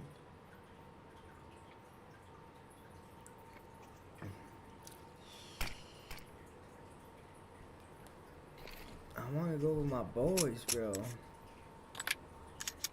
Doc. Wait, so let me get this straight. I just started playing again.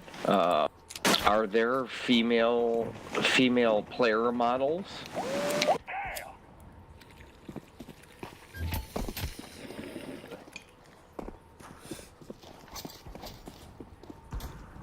Yes! Real good. Nice.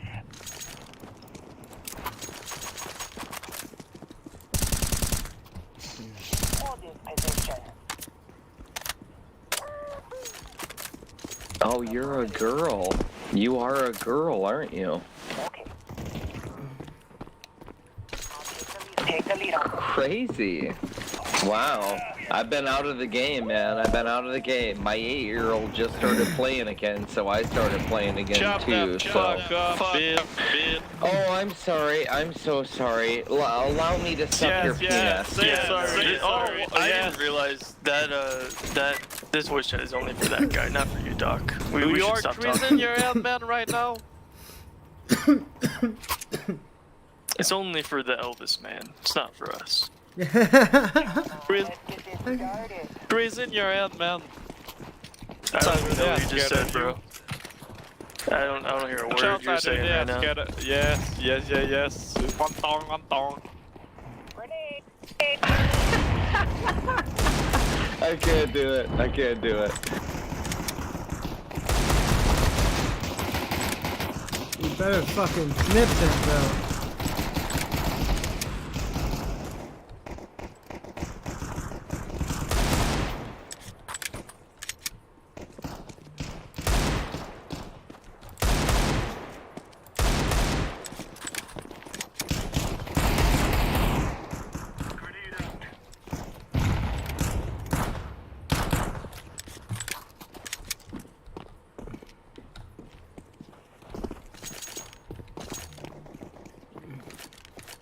Oh. Shit, they're out there. Careful, piece. Let me push this shit.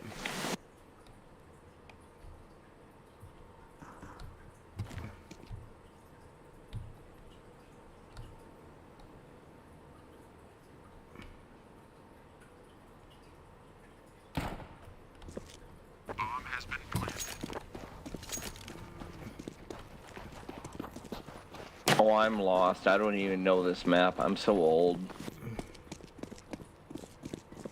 I'm following you, Peaceful. Yes, me too. I don't know the map. Don't know the maps?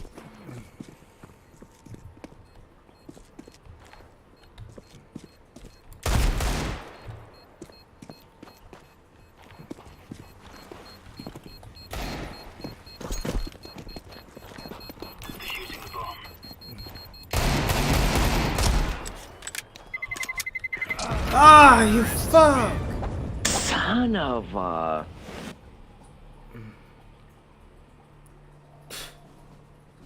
I'm back. You guys know this. Let's go, fellas.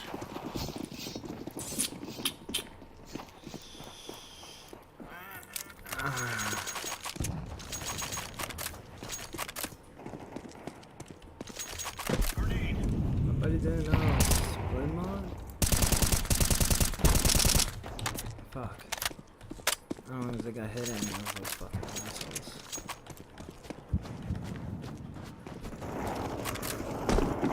Why are you guys running away?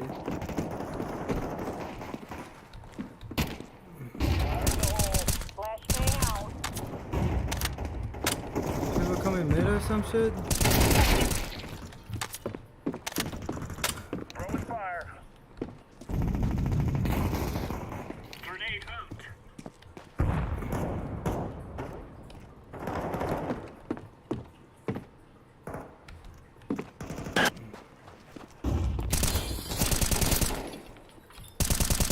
Oh, you fuck. It's not an AK.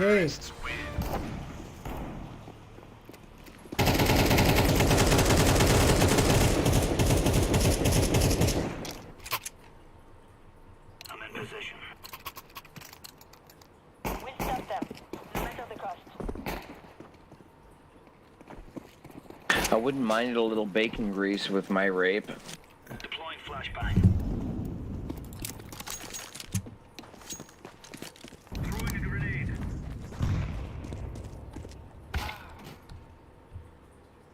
Grenade out.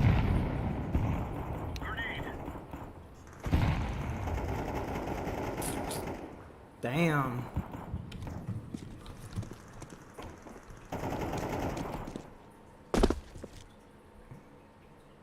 Throwing smoke.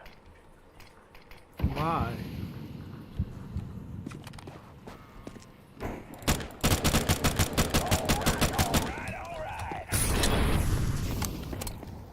Why is there smoke? Oh, you bitch. No one talks. No one knows the map.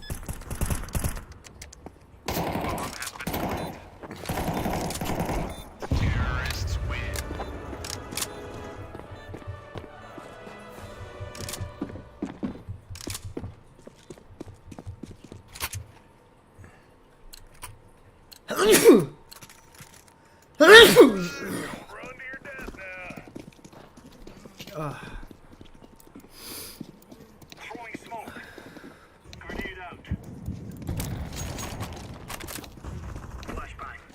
big shot? I know a big shot. Grenade out. Deploying smoke shield. Grenade out. Grenade out. Incendiary. I don't know this map. Smoke out.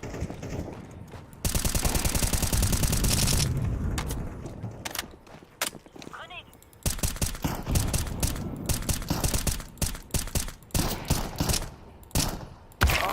Dude, that is the funny fucking thing. I shoot right there at that motherfucking head, dude.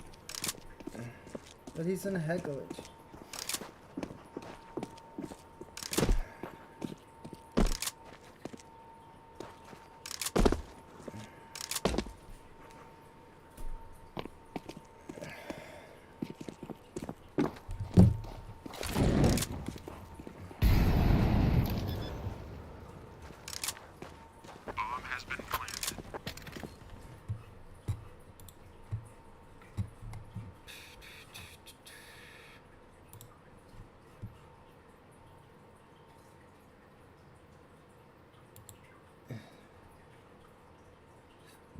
I'm so confused.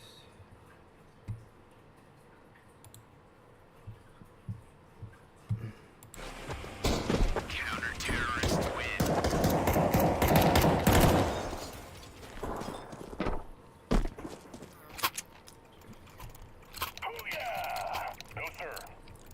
These fellas are gonna regret waking up this morning. No, sir.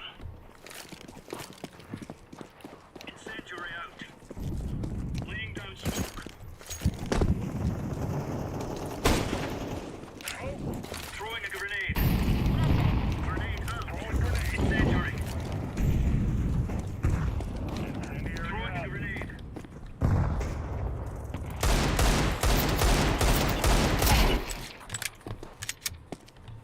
Throwing fire.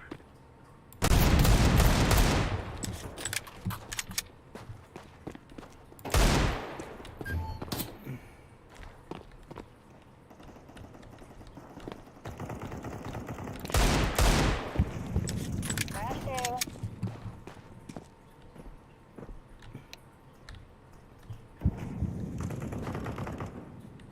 Fire in the hole.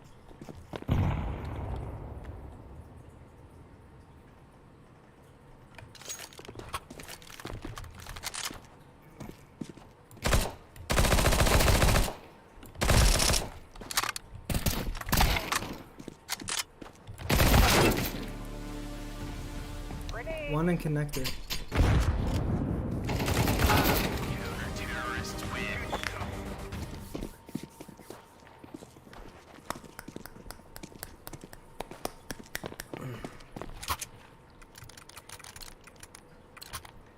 Oh yeah! Move it, son. Dying, been losing my gun is the most terrible thing in the world. Throwing fire. But I don't really know what to do anymore when I walk down. Everybody wanna be in my lane. I should say, wanna say you name. Oh yeah? Grenade. Throwing fire. Oh yeah? Grenade out. Deploying flashbang. Grenade out now.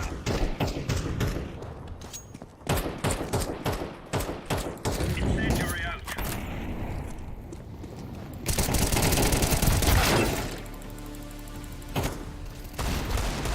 No, that's super low. Both of them have to be low. IRS, where's Death? Why can I not see him? Yeah, he's 10 on the piece. He's 10 on the P.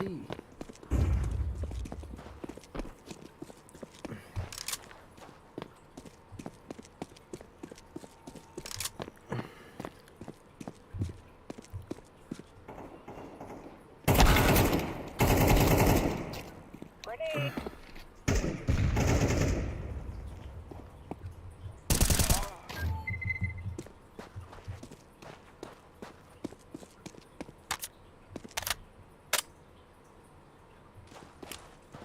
Throwing flashbang. Counter-terrorists win. Gone.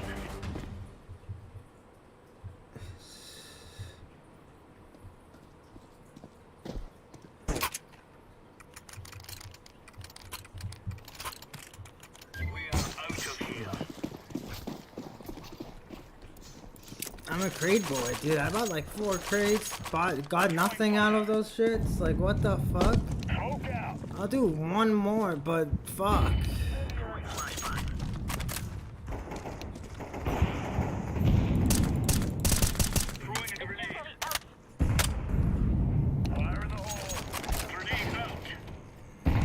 Those fuckers be crazy.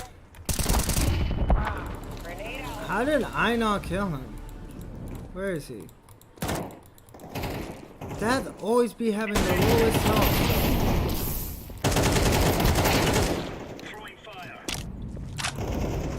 Terrorists win.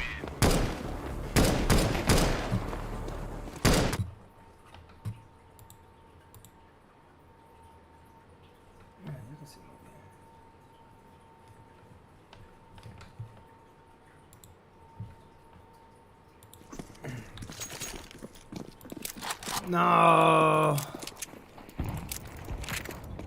Throwing grenade. Throwing smoke. Oh. Incendiary out.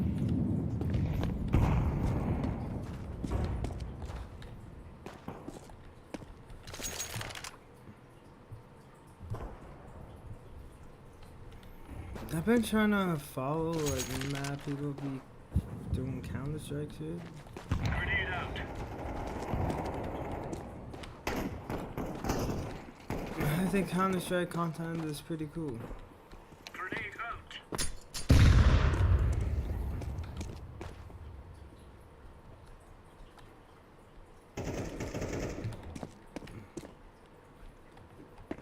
Bomb has been planted. Where was he? Where was he? Where was he? Where was he? My mixtapes just suck balls, bro.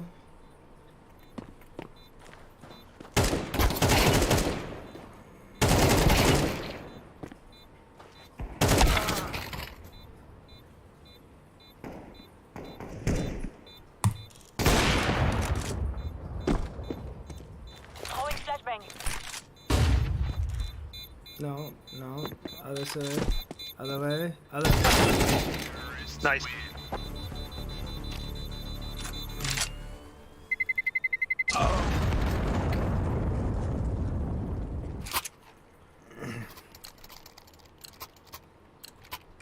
Let's move out.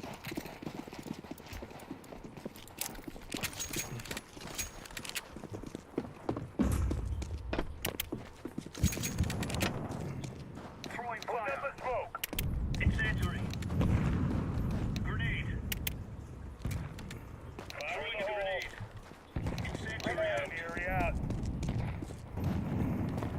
Deploying smoke.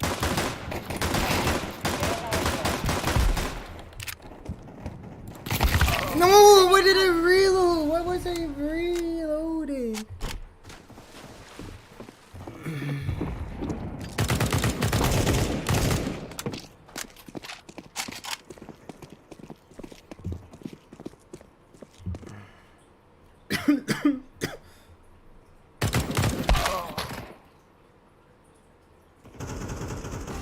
Counter-terrorists win. We are mowing them down.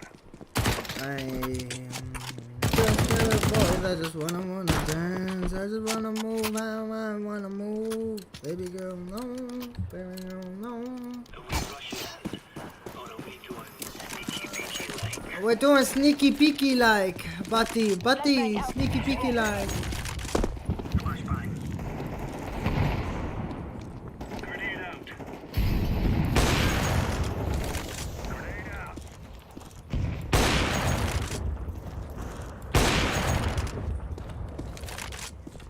Flashbang. I know I was close. I know there was someone there. I'm out.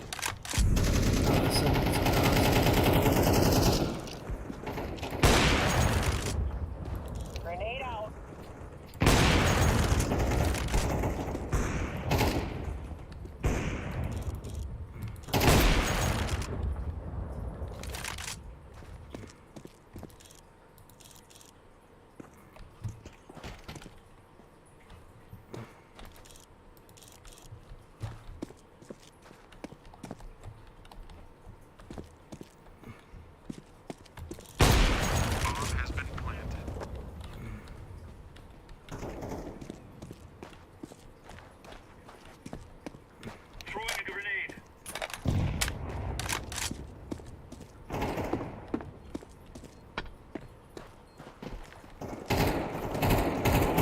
in there, bro. No, no, no. He should have. Terrorists win.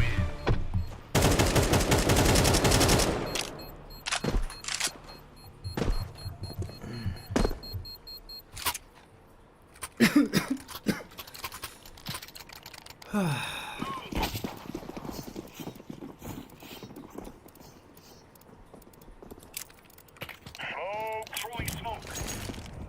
Throwing fire. Throwing grenade. Incendiary.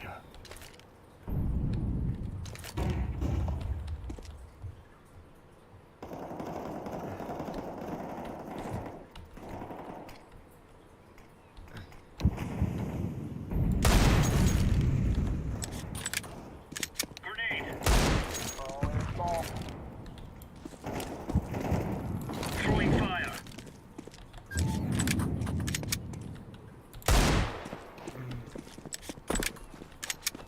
Grenade out.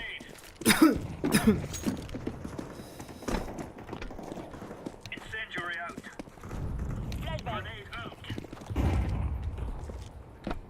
Grenade out.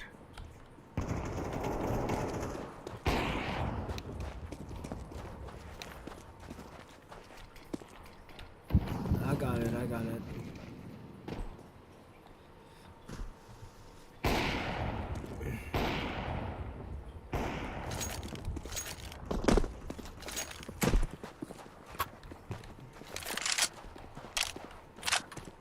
Throwing flashbang.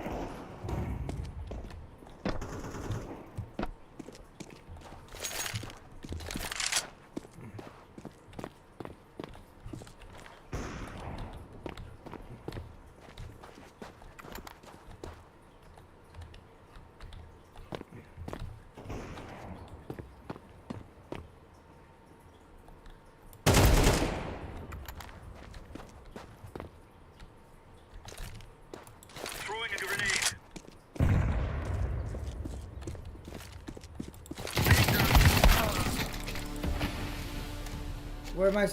Where my smoke is, you go there. Oh, they have the plan B one. Counter-terrorists win. The clear lodge.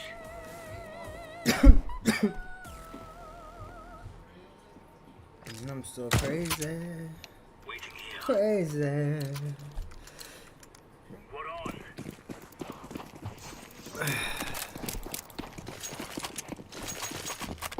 Throwing smoke. I play mid then, fuck it. Banshee, what the fuck? Okay. Deploying flashbang. Smoke out. Incendiary out. Throwing fire. Grenade out. Throwing grenade. Flashbang. Flashbang out.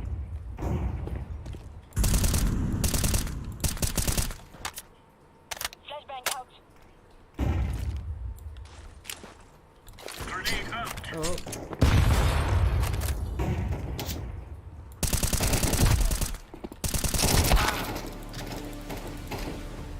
Grenade. Bravo. One tap, one tap. Why smoke?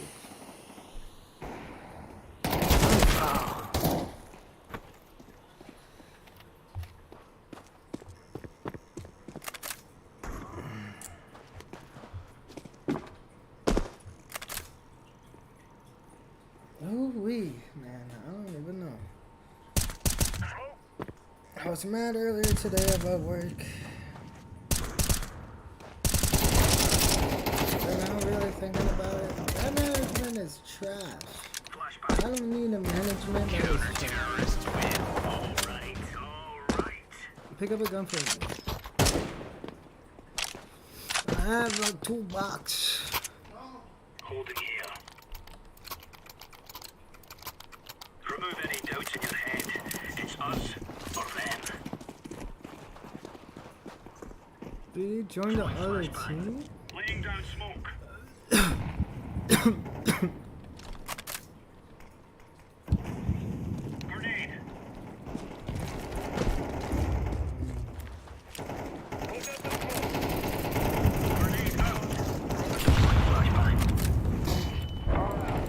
Fuck, why? No. Why? Oh, he should have been fucked.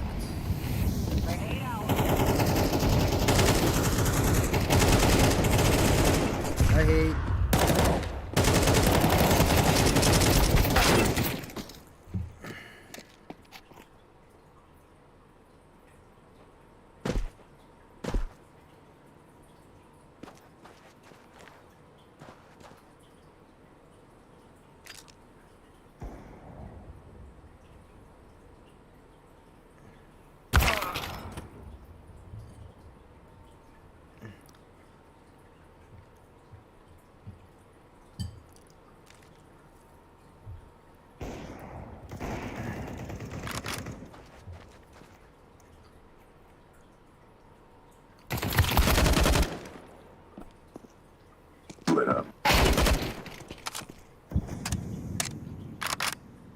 Planting.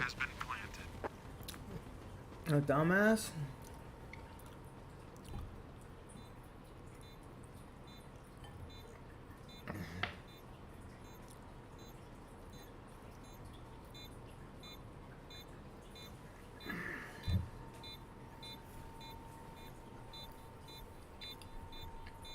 No. No.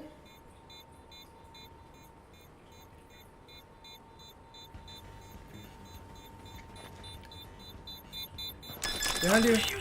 Dumbass.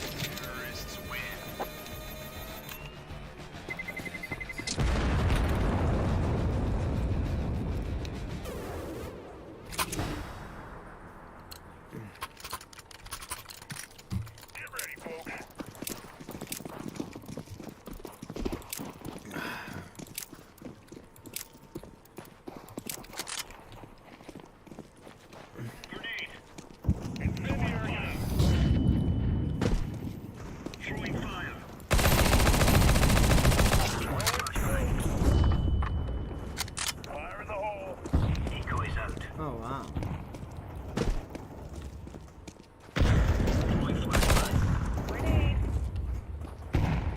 Throwing a grenade.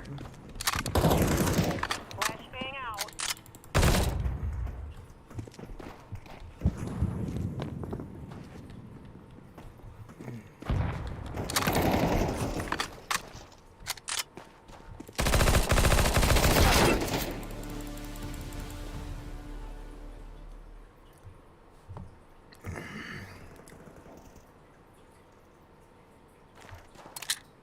More minutes, bro. Laying down smoke. I will be hitting the 4-hour mark.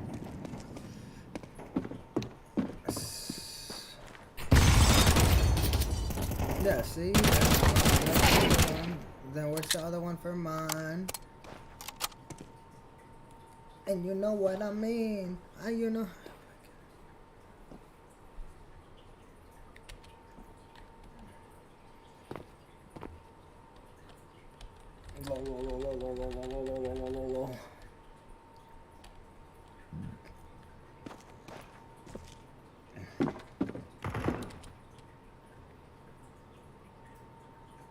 You can later buy them.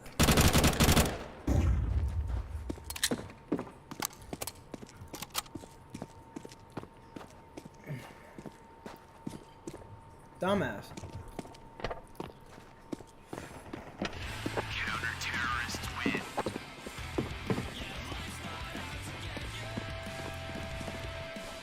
Let's not get you. I don't even know how to talk. I don't really just wanna fuck, but baby girl know what I mean.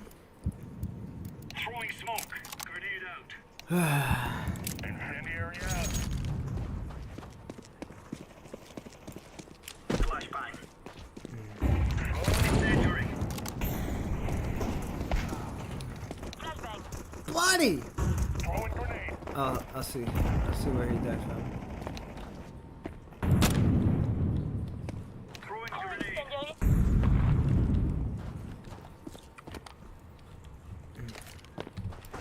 Deploying flashbang. Smoke. Flashbang.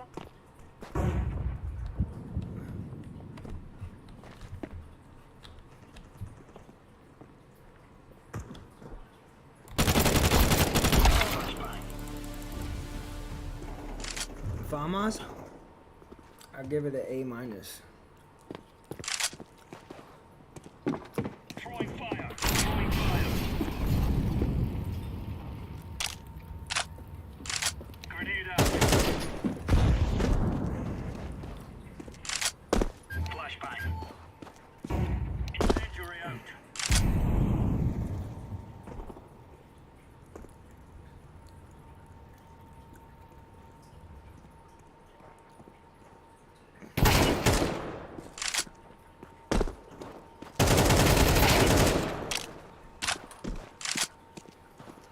My mixtape.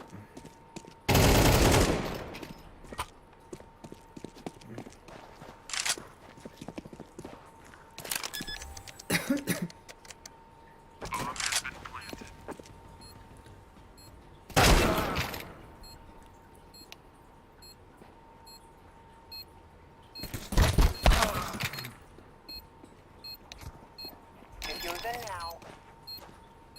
No.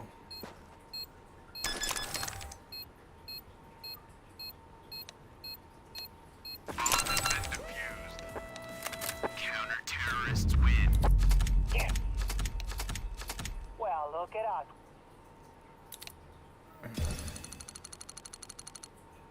I ain't get no jobs. I've played like so many ranked games.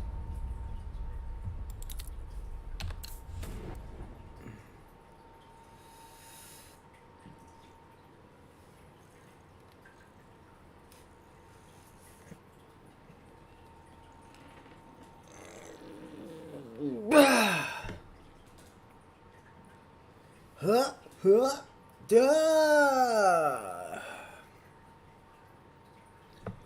Now, baby, no man, moving. Dark Lord, what the fuck is Dark Lord?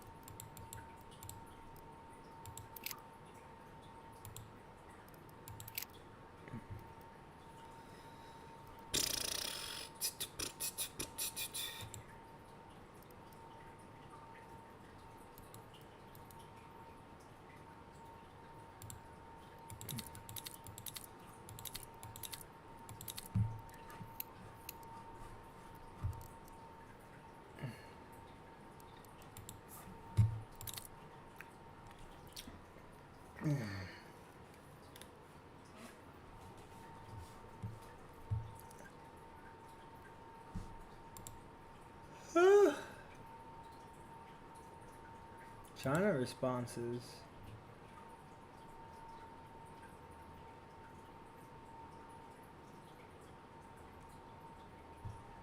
Yeah, you gotta protect everyone that's living there, bro. Oh, there's gonna be a war, bro. Straight up massive war.